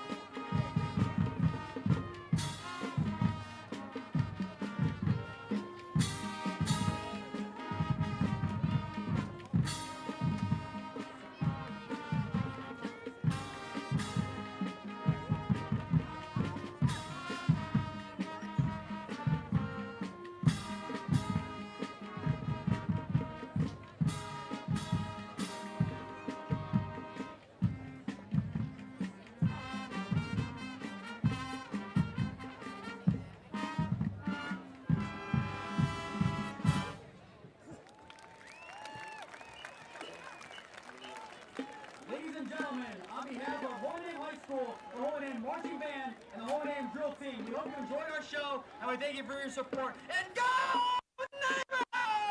Neighbors!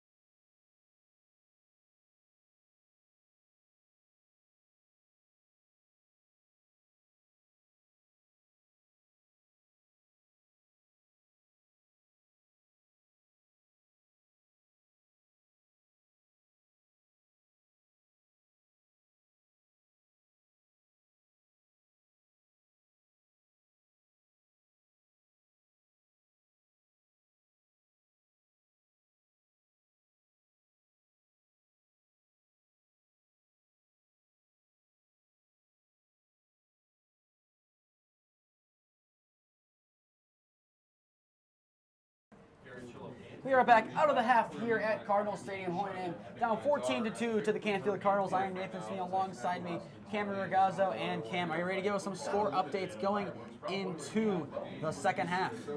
Yeah, absolutely. Cam, you are on the camera right here. I am short again. So currently, Buckeye is losing to Valley Forge 21-7. They're losing. Losing. Okay, Smee. Fairview is also said 30.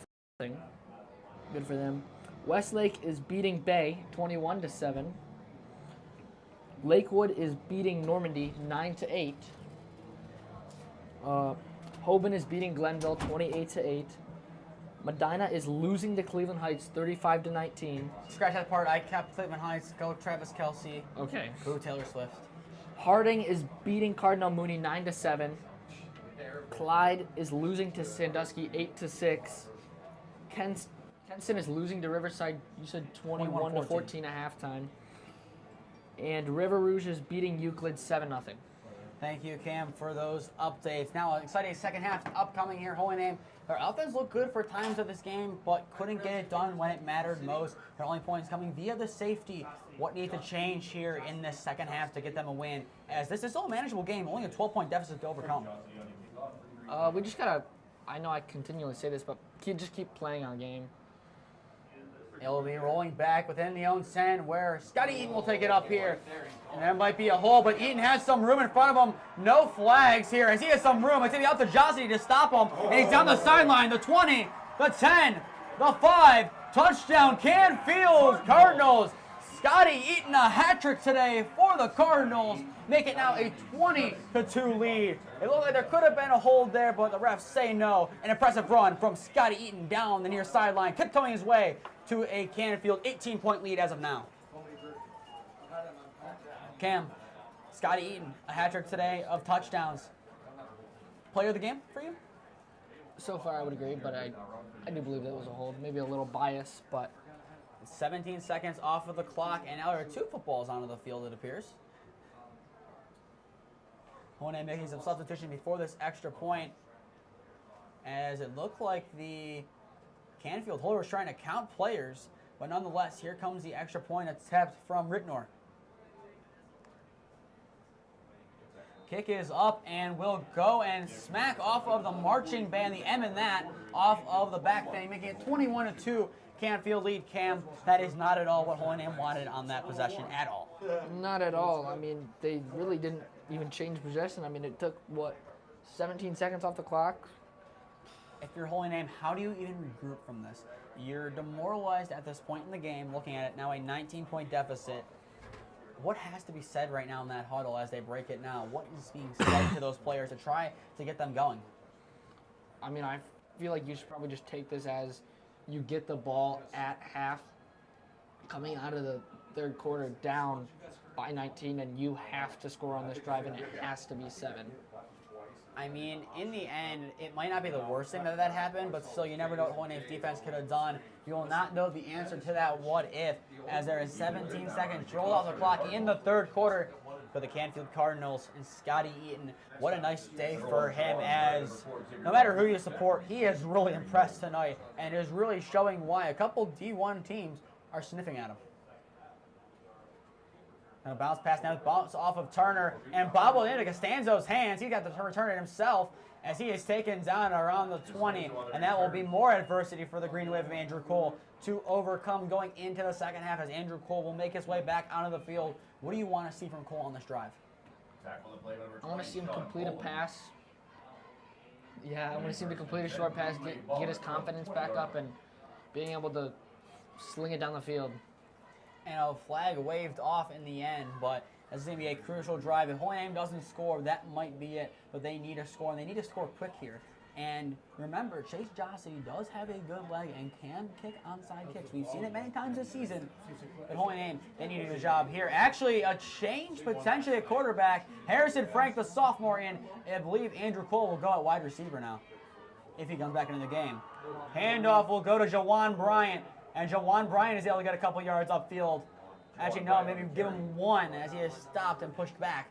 A nice run from Bryant, stopped out by the defensive line of the Cardinals. The main man there in on the tackle is Alex Hugo. along with Coca in on the tackle. A second down. Andrew Cole was throwing on the sidelines with Harrison Frank, but Frank throwing the ball harder as he will go into the game for the Green Wave. Maybe it's due to the limping of Andrew Cole. We'll probably rule him as questionable return once again, as we did in last week's contest, due to an ankle injury. Frank hands the ball off to Nick Nemeth, running to the left side this time as he cuts upfield and gets a couple of yards, forcing his way forward to the 30-yard line, and that might be enough to move the chains for a first down, and it is an excellent run from Nick Nemeth. Give him 9 on the carry. A big run from the sophomore. As of right now, the future of Holy Name, 21, 16, and 4 are standing in the backfield for the Green Wave. But Cam, looking into next season, Harrison Frank, Xavier Rodriguez, and Nick Nemeth, what do you want to see from them tonight in this drive, and as well going into next season? What do you want to see from them in 2024?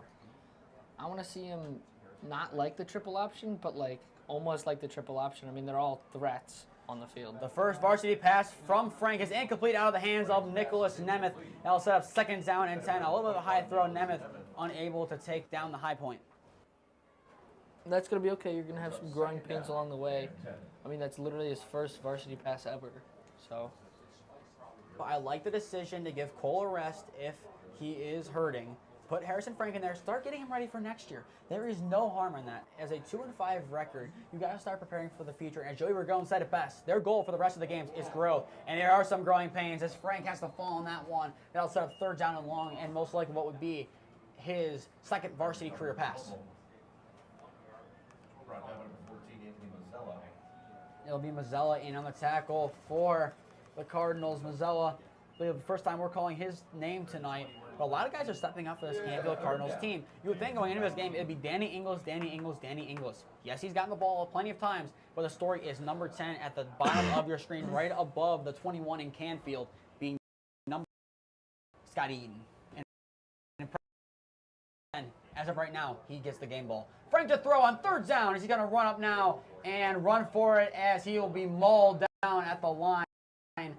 Get him back to maybe the 26-yard line for fourth down, and now the punting team will go onto the field. Eckert in on the tackle for the Cardinals.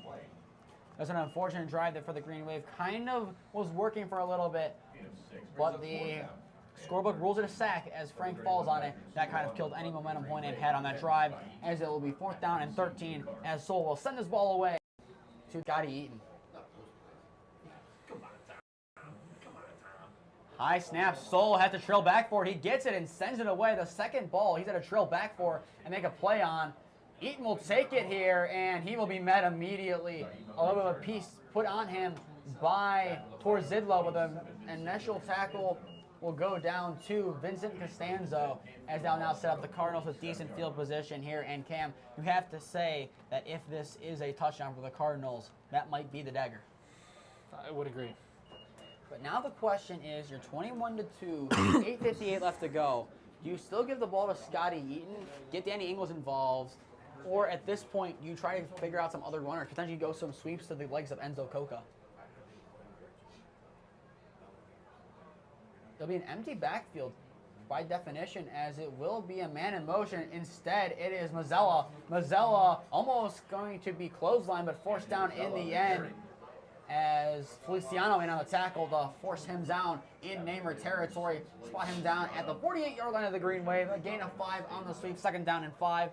Cam, I like the option there from the Cardinals to send the sweep across the field. They're trying to change the pace of this game and try to play the way they want to play. And I really respect that from Canfield. You're up 21-2. There's no harm in experimenting if you're the Cardinals.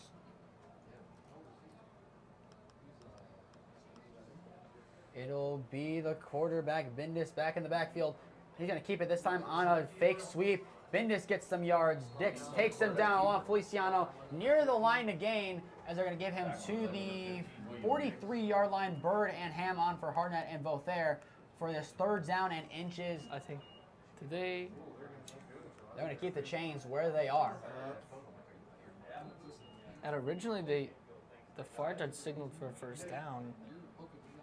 The clock will stop at 8:15, and they're going to have a discussion here.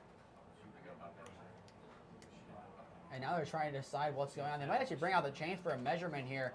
Coach Day is trying to say things to the officials, and now it looks like they're going to wave it off for an official measurement.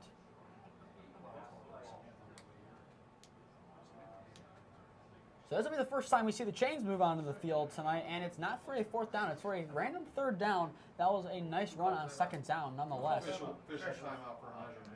So it will be an official timeout here. From what it looks like, it's over. He stopped the clock. Started the ball. And as they do this measurement, next week we have 3 games in back-to-back-to-back days. Thursday, we end Hoyne Volleyball's regular season against Fairview Park. The first set should begin around 6:30, but kind of similar to what we say for basketball. Add 30 minutes onto that one. Say around 7 o'clock will be the first set of that game. Friday, we are at First Federal Lakewood Stadium as you're bringing Hoyne versus Lakewood football. And then finally, Saturday is your senior night. Cam, once you're done coughing, what time is that game at? 1 p.m. So senior night would be around probably 12:30 if we had to guess. I would, and they do say it's short, so it's going to be 3rd and an inch. 3rd and an 2 M&Ms. 1.5. Okay. That's in the inner quartile range, Cam. Okay. What's the IQ on? I do not know, but I do know to stay up to date on all the games that we are covering. Follow Hoyne Broadcasting Instagram and Twitter as well. You can find the interviews we did yesterday with the football team. 3rd down and 2 M&Ms. Bindis keeps it, and this time he might be over the line. I'm pretty sure all you had to do was literally fall forward. And not get pushed back. Yeah. The pile is finally starting to clear as they might say it's close. I think it's the 1st down. They have not done any indication that it is. We might get another official measurement right here. That's definitely past the line. And now they're officially moving for a 1st down. It looked pretty obvious from our angle that it was a 1st down, Yeah. and that was the right call. I mean, First down by at least a yard. at the Holy Name 42 yards line. So by definition, they do get a yard on the play. 1st down and 10, ball spotted at the 42-yard line of the Green Wave. Canfield looking to continue this drive. Pass is caught. It'll be Inglis throwing the ball to the far side, and a host of namers slam the receiver to the ground. An excellent job on the far side from the Green Wave. I believe that ball going to Anthony Mazzella on the far side, the 5'9", 189 receiver. We've called his name a couple times, most recently before then on a little bit of a jet sweep. Yeah, and that Bird was and Butler on the tackle, Cam Knife. yeah, that was kind of a, like you said before, they're kind of experimenting. I mean, Danny Ingles throwing that pass, I mean, he's left-handed, kind of looked a little wobbly coming out of his hand. I mean, Colin Dasco came off the edge. I thought he may have free ran at the quarterback, but I didn't even realize it was Danny Ingles until he threw the ball. And that's the frame of both Bindis and Ingles being so similar. And it will be a run for Bindis, unmistakable, into the red zone, the 20, the 10, he's still on his feet, cuts in, that might be game, touchdown Canfield, Paul Bindis tells Scotty Eaton, leave some for me, he runs into the end zone, up 27-2 over the Green Wave. Now a nice run from Paul Bindis. Cam, what more can you say? Canfield, the better team on the night, the better rushers on the night. The better offense on the night. And as we were saying, a similar build, Danny Ingles is 6', 200. Paul Bindis, 6', 189. Their frame is basically identical if you look at them. Yeah, 10 extra pounds there as Bindis celebrates on the sideline, deservingly so after an impressive run from him. And now the snap is good, the hold is good, the kick is up, and this one might clear the band thing. It's going to hit onto the band arch and will go through. Paul Bindis scores his first rushing touchdown. 4 rushing scores in the game for the Canfield Cardinals. We'll take a break here. 6:57 left to go. 28-2 is your score. We'll be back on in a minute.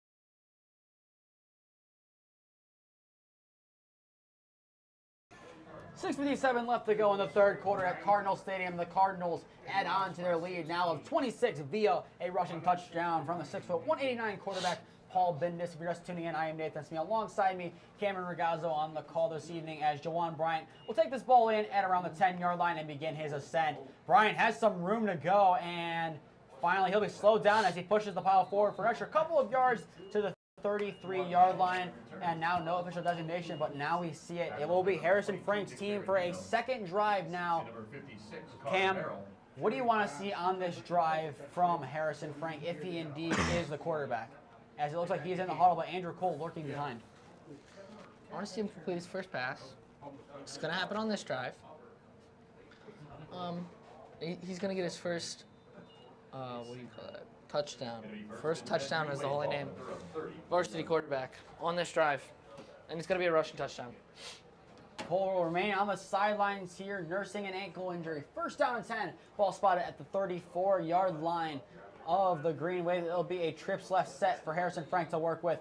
Rodriguez will flank out to the left. Pass is going to be caught by Rodriguez. He has some room to go on the far sideline. The 50 to the 45. He's pushing his way forward to around the 42-yard line. Xavier Rodriguez, an impressive run from the sophomore. Frank to Rodriguez. Neighbor Nation, get used to that for the next 2.5 years. First off, that's Harrison Frank's first pass. Second off, holy man, Xavier Rodriguez takes his arm, throws it at the defender, says, "Get off me." And now holy name continuing to drive here. First down and 10 after the nice screen play completed to Rodriguez. Frank will hand it off this time to Rodriguez. He's trying to get to the outside edge on the right, cuts back up, and he will force his way forward to around the 33-yard line. A gain of about 9 as Xavier Rodriguez, similar to Elyria Catholic game, he's starting to warm himself up a little bit in the second half. Keep going with it. And like we said, Frank, Nemeth, and Rodriguez, those three will be in the backfield a lot with each other throughout the rest of their time here at Holy Name. And as of right now, it seems like that will be the move going. Will not get the going to the left side. Up for a first down. He pushes his way forward. And gain of a few to the 31-yard line. 2 yards is more than one, giving Holy Name a first down. And I mean, he ran a lot on that play to literally only gain 2 yards. He ran pretty much a loop, and then they were on this near side of the field. He ran all the way to the far sideline. He looped around and just barely got that first down. For those keeping score at home, there are 5 sophomores on the field for the Green Wave as of right now. Rodriguez takes this handoff here on first down as he is forced down at around the 27-yard line, so a gain of about 4 on the play. But the 5 sophomores being the obvious Frank, Nemeth, and Rodriguez. Brendan Preisel on the near side as a receiver, and then number 57, Jacob Ballantyne, the sophomore, slotting in at left guard opposite of Alex Vothair. It now sets up for second down and 6.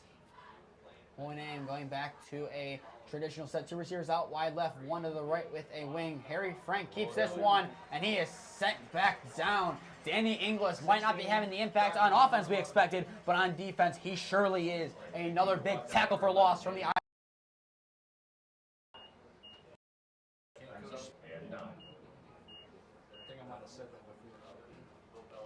You kind of see there at the end there, a nice little tackle from Inglis, who's really impressed. A really impressive team game for the Cardinals so far tonight. And now third down and 9. Frank, a lot of pressure on this play. Let's see what he can do on trips right. Frank looks to throw.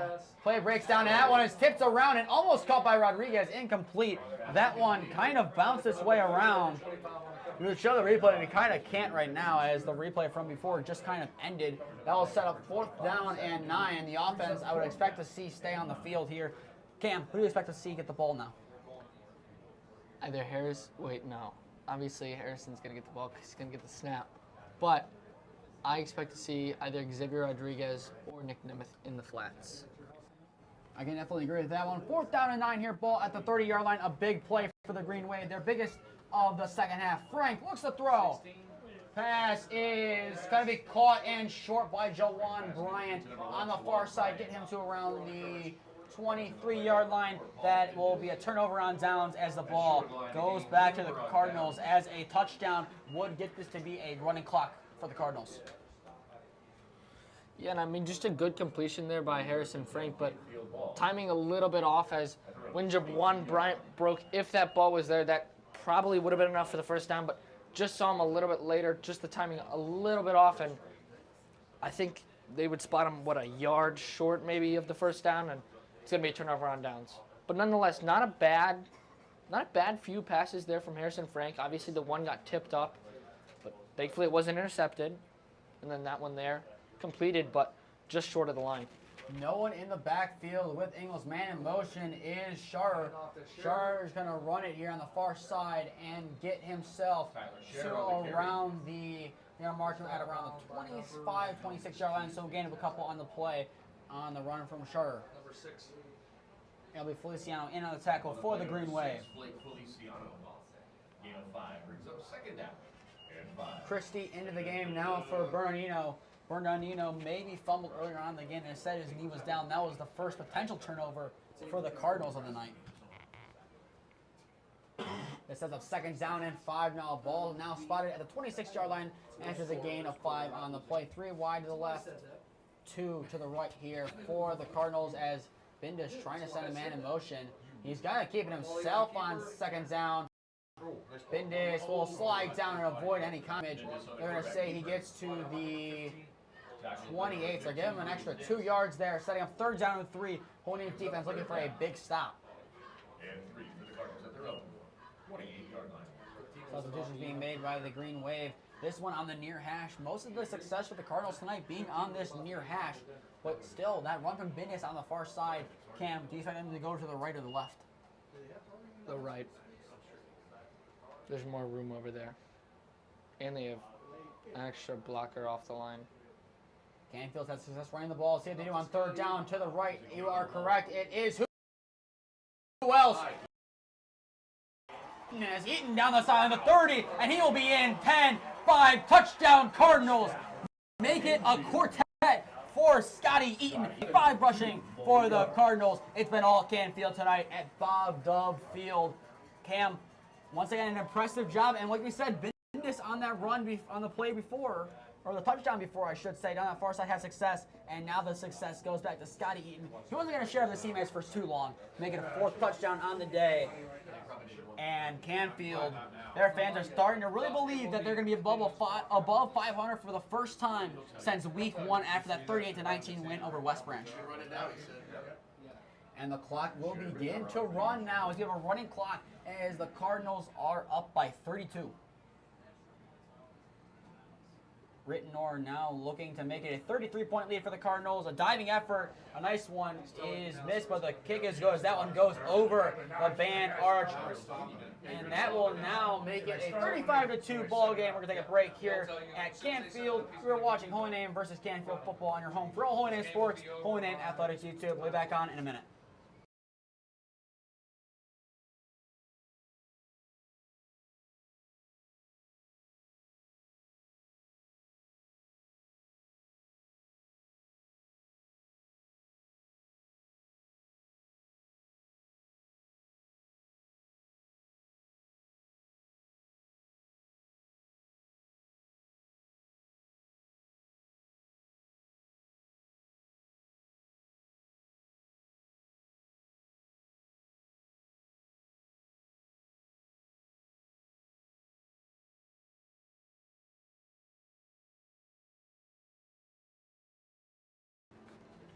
It's been all Canfield so far tonight at Bob Dove Field at Canfield's Cardinal Stadium. They're up 35-2 over the Green Wave. You're just tuning in to this contest. I am Nathan Smee, alongside me, Cameron Ragazzo. We haven't heard much from Danny Ingles on the offensive side, but you've heard 4 times from Scotty Eaton and 1 time from Paul Bindis as Nemeth take this one away, trying to get to the far side. Still on his feet. A nice job from Nemeth. He has some room to run here and try to get the clock not running anymore. Nemeth full barrels into the defender, and he will get into Canfield territory, mark him down at around the 49-yard line. Nicholas Nemeth using his shoulder and barreling down on the Canfield defense. I mean, he breaks that first tackle, he breaks a second tackle, and then just goes around the outside and says, "That's my shoulder, meet it right in your chest." A nice run there from Nemeth, as it looks like this will be Harrison Frank's 3rd drive as the quarterback for the Green Wave in this game. We saw improvement between them. Now what do you want to see from Harrison Frank here? Besides putting it all together and scoring, what do you want to see specifically looking at play type? touchdown. I don't know. It'll be a handoff to begin to Nicholas Nemeth as Nick Nemeth gets his way to the 44-yard line, making a gain of 4, setting up 2nd down and 6 for the Green Wave. A nice 4-yard gain from Nick Nemeth. After the play, number 25, Seth Newman, and number 34, Ezra Stahl. Newman and Stahl in on the tackle for the Cardinals. Brings up 2nd down. Dasco now subs out of the game as Feliciano subs back in for the Green Wave. As of right now, the skills for the Green Wave, we have 4 sophomores, 2 juniors out there. The line will be 1 sophomore, 1 junior, and I believe 3 seniors still. 2nd down and 6 for the Green Wave. Frank looks to throw here on 2nd down and 6, looking for the man downfield. That's Bryant passes. Caught down the sideline by Jawan Bryant. He'll be marked down at around the 1-yard line. Jawan Bryant makes up for the drop earlier in the game, and Harrison Frank throws a dime down the whole game sideline. Cam, impressive throw from the sophomore lefty. Great throw, great catch there from Jawan Bryant, shaking off that earlier drop in the game.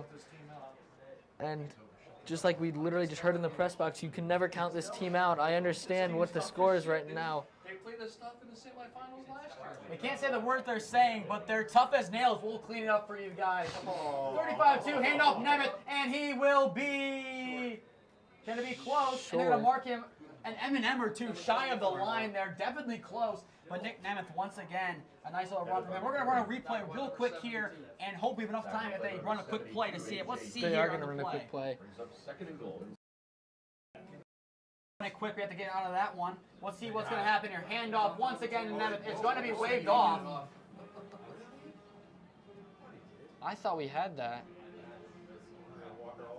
And now they're going to say that that will end the 3rd quarter. Holy Name driving with a nice pass downfield from Harrison Frank, the new quarterback, to Jawan Bryant. 3 quarters in the books at Cardinal Stadium. 35-2 Canfield lead. We'll be back on in a minute.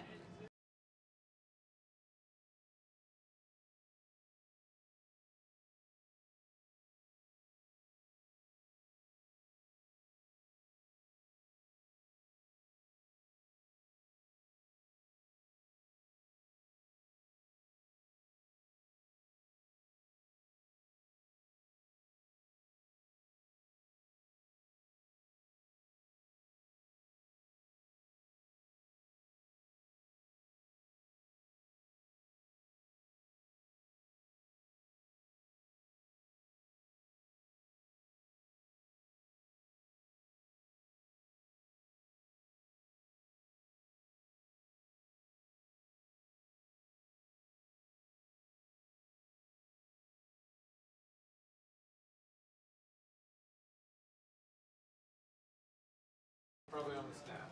We have fixed the recap here. It is 35-2 going into the 4th quarter. Holy Name looking to score really quick here on what will be 2nd down and goal. Handoff will go to Nemeth. That time he walks on in for a Holy Name touchdown. Nick Nemeth add his tally up to 2 touchdowns on the year. Holy Name on the board for the first time tonight via the touchdown, and the clock will stop running. Is this scoregami? Potentially here, as you kind of saw at the end of the recap. But a nice job from Holy Name there. Put their head down and continue working. It will now be a load of onside kicks, followed up by onside kicks for this team to work with. Shenanigans I see. Boy, it'll be a 35-8 game as of right now. Trying to do the math in my head right now to figure out how many drives it will take. I believe it will take 4 to tie it up following this. There's still a lot of work to do, but this is a start for the Green Wave as the clock runs down. They need a snap if they do. Kick is up from Josty, and it is going to be good. Holy Name seem to be down and out, down by 33. They get a touchdown back to make it a little bit closer. 35-9 is your score. We'll take a timeout here in the 4th with 11:51 left to go in tonight's ball game. We're watching Holy Name versus Canfield football in your home for all Holy Name sports. Holy Name Athletics YouTube.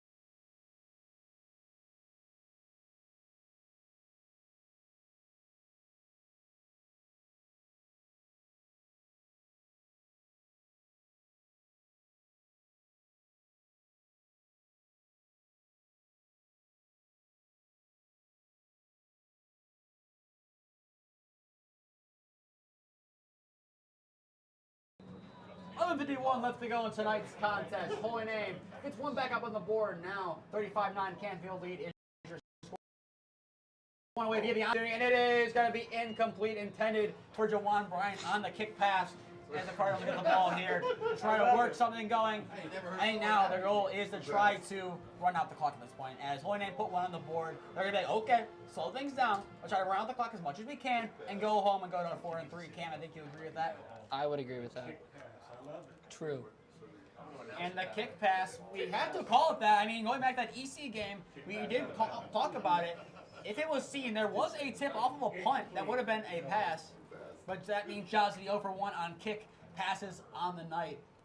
But Josity, an excellent effort from him as that one. If it had a couple yards less on it, Jawan Bryant easily caught that one and that would be good enough for, what is it good enough for?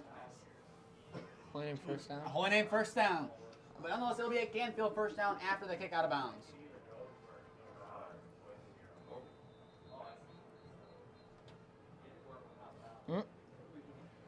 It's not scoring now.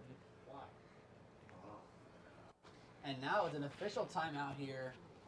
I don't know what exactly they're discussing. The ball went out of bounds on the kick. That's a penalty. Spot the ball where it's supposed to go.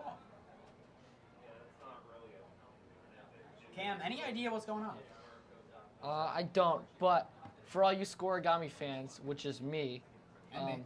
yeah, just for all Scoregami fans, the current score, 35-9, is not Scoregami. It has happened 10 times before, with the most recent being with the Kansas City Chiefs winning 35-9 over the New York Jets on November 1st of 2020. Shocker. Yeah. What's the closest score we can have, Cam? I mean, theoretically, if they literally just score 11:51. Thank you. 35-11, can we get another safety? Because wait, no, it's not. That's not Scoregami. I don't know. It's all these empty boxes. A lot. As long as the score stays at 35 for Canfield, that's the scoregami that can happen. True. Well, there's more that can happen. 36-35 Holy Name win? I would not mind that scoregami. I guarantee you it's not one, but you never know.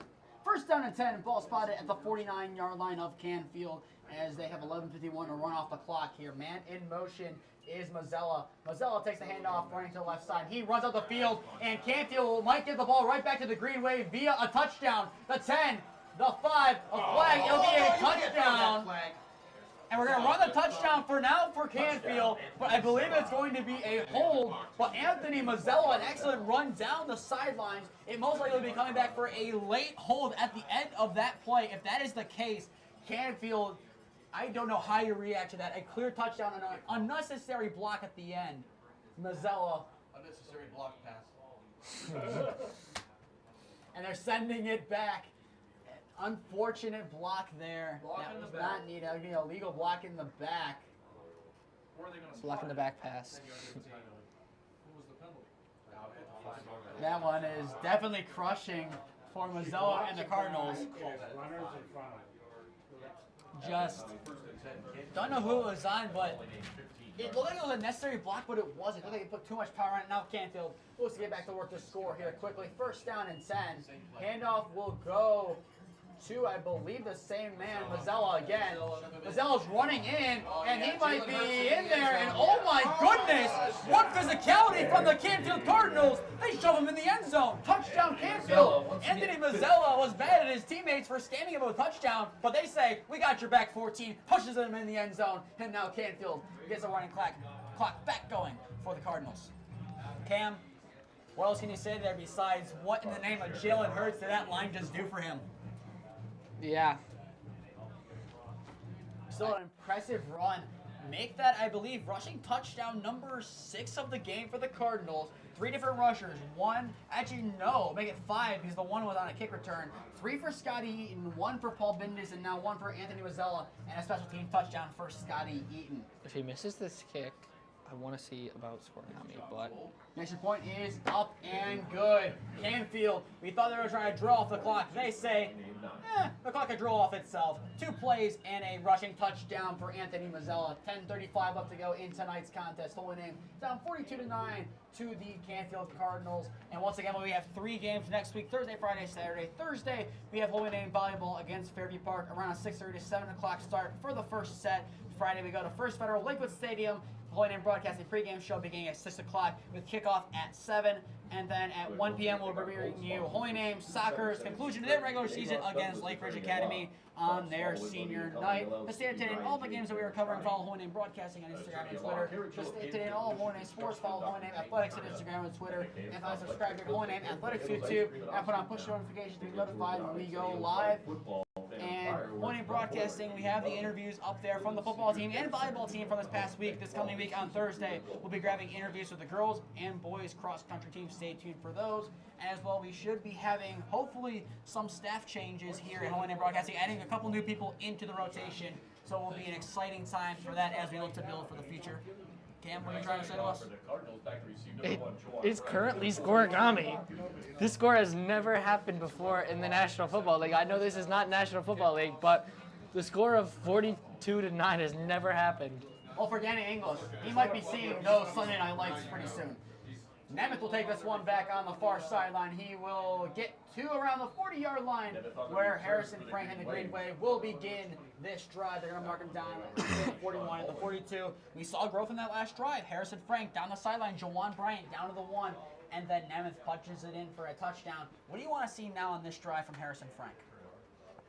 I just want to see him continue, build his confidence. As Joey Ragone said, and put it best, growth. I just want to see this offense grow, especially with these sophomores running the ship. Just, grow as a whole and be able to learn. And now this team, even more, starting to look at that volleyball team. It's a team of mainly underclassmen. Only one senior was on that volleyball team this year compared to a bunch of seniors. Both teams are overcoming adversity.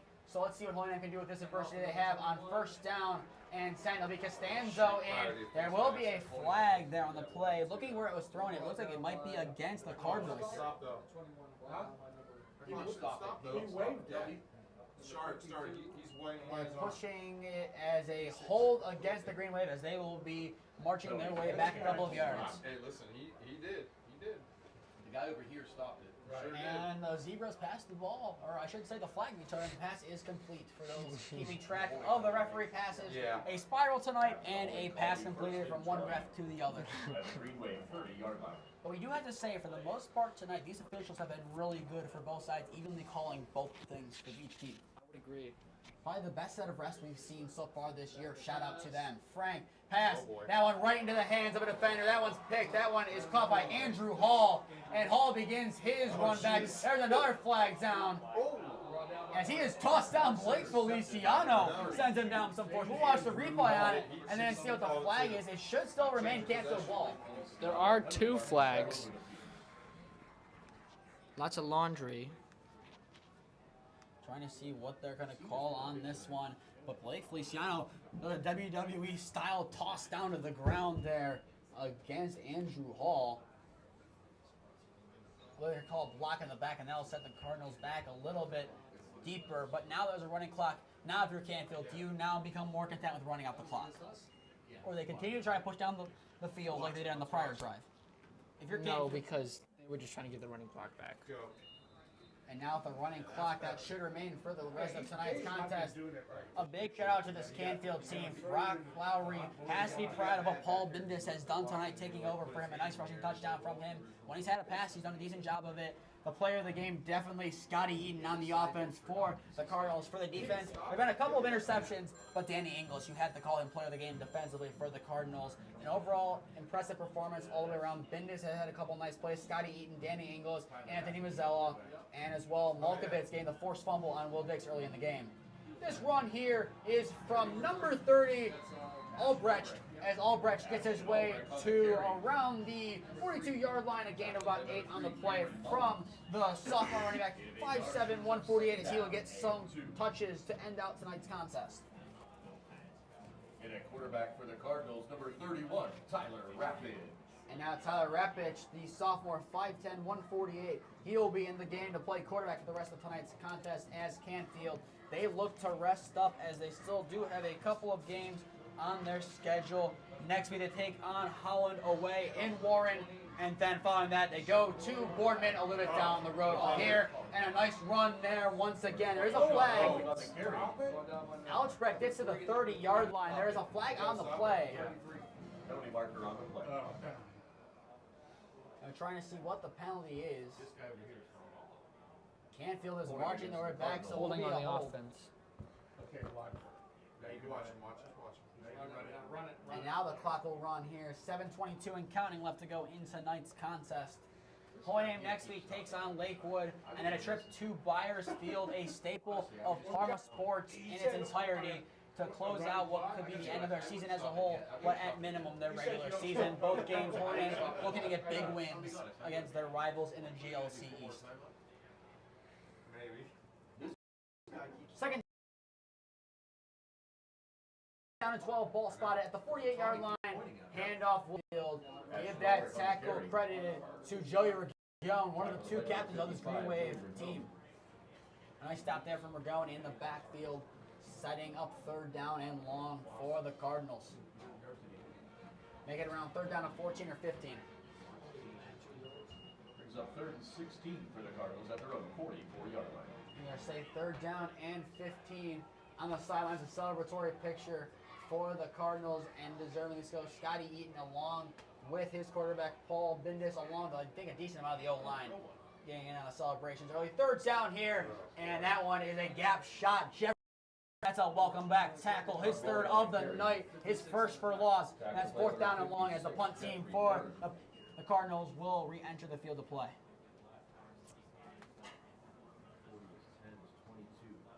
Brings up 4th and 22 for the Cardinals at their own 38-yard line. And it'll be fourth down 22 at the 38-yard line.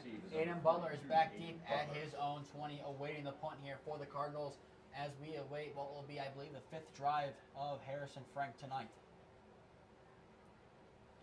Snap is taken, and the ball is sent away kind of high and deep. Butler has to go greet it around the 27, and he is met immediately. He is taken down. Anthony Mazzello had the last touchdown for the Cardinals. He makes that tackle along with number 60, who is not on.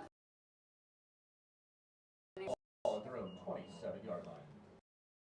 Like we said in pregame, if Canfield can get a win, this is a statement win. And looking at the score and looking at how they played, this is a statement win and a half. Their last home game, getting a big win, going to 2 winnable games against Howland and Boardman. Say they do win those games, get them to 6-3, give them a higher seed and another game back here at Valdo Field for a playoff game. And I mean, yes, there's Youngstown Ursuline, yes, there's Toledo Central Catholic, but if Canfield plays like they do tonight against those kind of teams, they might have a lot of success. It'll be first down 10, ball spotted at the 27-yard line as the Green Wave get back to work. Handoff will go to Costanzo, I believe that is. As he'll be taken down at around the 30, correction, it'll be around 28-yard line. That handoff given to Vince Costanzo. He's gotten the ball late in games for the Green Wave this season, as it will be Costanzo and Costanzo in the backfield. Zom 23 and Vince 27 both on the field together. Definitely a problem with them being on the field. Yes, the game might be gone, but still, it's the memories that will last the storylines of this game. Handoff will go to Vince Costanzo on second down as he pushes his way forward to around the 31-yard line. A gain of 3, setting up third down and about 6 for the Green Wave to work with. 52 and 25. Tackle play number 25, Seth Newman, and number 52, DJ Erickson. Seth Newman along with DJ Erickson in on the tackle for the Cardinals. Third down and 6, ball spotted at the 30-yard line here. 4 minutes and 12 seconds left to go in tonight's contest as Canfield looks like they will improve to 4-3 on the year, so Winham will drop to 2-6. Plays being given on the sidelines. Third down and 6 for the Green Wave. A trips left set as Frank might be given a task to throw it here as he will roll to his left. Pass is going to be caught by Feliciano. He is pushed back. The initial hit in on there by Enzo Coca. Oh, a nice hit there from Coca to force Feliciano back to the 35-yard line, making it fourth down and a few. And I was going to credit Adam Christie in on the tackle. Fourth down and 2 as the offense will stay on the field. No harm, no foul if they don't get it here for the Green Wave. The game, 42-9 running clock. Why not experiment here on fourth down and see what you can get out of your sophomore quarterback, who is the future of your program for the next 2 years? I'm just telling you what they did last week, which was a total sham. Trips right formation. Fourth down and 2. Frank Kind of look to throw here on 4th down. Pass is caught over the middle by Blake Feliciano. That's good enough for a Holy Name 1st down. Nice catch over the middle by Blake Feliciano. As Harrison Frank, 2 passes in a row, have found the hands of Blake Feliciano. Give him to the 43-yard line. A nice catch there from Feliciano. Nothing else really to say about that one. As Holy Name gets the calls on their sidelines, the clock now below 3 minutes left to go in the contest. For Holy Name, the set that they have in, Klingerman on the far side, Feliciano joining him. Costanzo and Costanzo on the backfield along with Harrison Frank. On the near side, it will be, I believe that is number 12, Messina, as that handoff will go for a couple of yards as the ball is eventually thrown down in the end. Frank just picks it up. It'll be Costanzo forced down. They're going to give him to the 44-yard line on the forward progress, but he was forced back by the power of the Canfield defensive line, who has been nothing short of elite tonight, only allowing the 9 points, and really the 9 points not being their fault, as the 2 of them coming on the safety and setting up for the rushing touchdown was a nice play that the secondary gave up, not the defensive line. Yeah, pretty much. I would say 7 points, but like not really as well. 7 points by definition, 0 points by nature, and handoff here to Dom Costanzo as Dom gets himself into Canfield territory, marking down at the 49-yard line, and that will make it 3rd down and 2 for the Green Wave offense. This is still scoregami, even though it's not an NFL game. I'll be something to monitor for the last minute 30 of this game. 3rd down and 2, ball at the 49-yard line of the Cardinals. Handoff will go to Costanzo as he breaks through, and they will cough up the ball. Canfield might say they have it. We're going to watch the replay back here, and it will go to the Canfield Cardinals. That play kind of personifying this game as a whole. Unfortunate for Holy Name to cough that one up in the end. But Canfield, the better team on the night, has really impressed us tonight. They'll go on to win this game 42-9, as they'll improve to 4-3, going on to 2 winnable road games. And like we said, this team can compete down the stretch in the postseason. They might have some better teams like Youngstown Ursuline, who is a little bit close to here, along with Toledo Central Catholic to deal with. But there's still obviously a chance this team can repeat in this division. If they play like this again tonight against Howland, against Boardman, and against some tough teams down the stretch, that's going to be a scary call. Handoff will go now to Nick Weber, I believe. Weber. As Nick Weber will be getting a yard or so. Looking at the game clock, they don't have to run another play, and it appears that they're going to spot the ball, but Canfield's lining up. Holy Name not lining up quite yet, but that will most likely do it here for tonight's contest. And they will officially call it your final score here at Cardinal Stadium. Canfield 42, Holy Name 9. We'll be back on again next week for a triple header Thursday with Holy Name versus Fairview Volleyball. First set beginning around 7 o'clock, most likely. Friday, 6 o'clock start, 7 o'clock kickoff at First Star Lakewood Stadium against the Lakewood Rangers. And then finally, Holy Name Boys Soccer Senior Night against Lake Ridge Academy. To stay updated on all the games that we are covering, follow Holy Name Broadcasting on Instagram and Twitter. To stay updated on all of Holy Name sports, follow Holy Name Athletics on Instagram and Twitter. And finally, subscribe here to Holy Name Athletics YouTube and put on push notifications to be notified when we go live. Well, with that will do it from Canfield, Ohio. Alongside me, Cameron Ragazzo, I've been Nathan Smee, Jacob Ragazzo on the camera. We thank you for spending your Friday evening with us. Have a good night, everyone, and go Namers.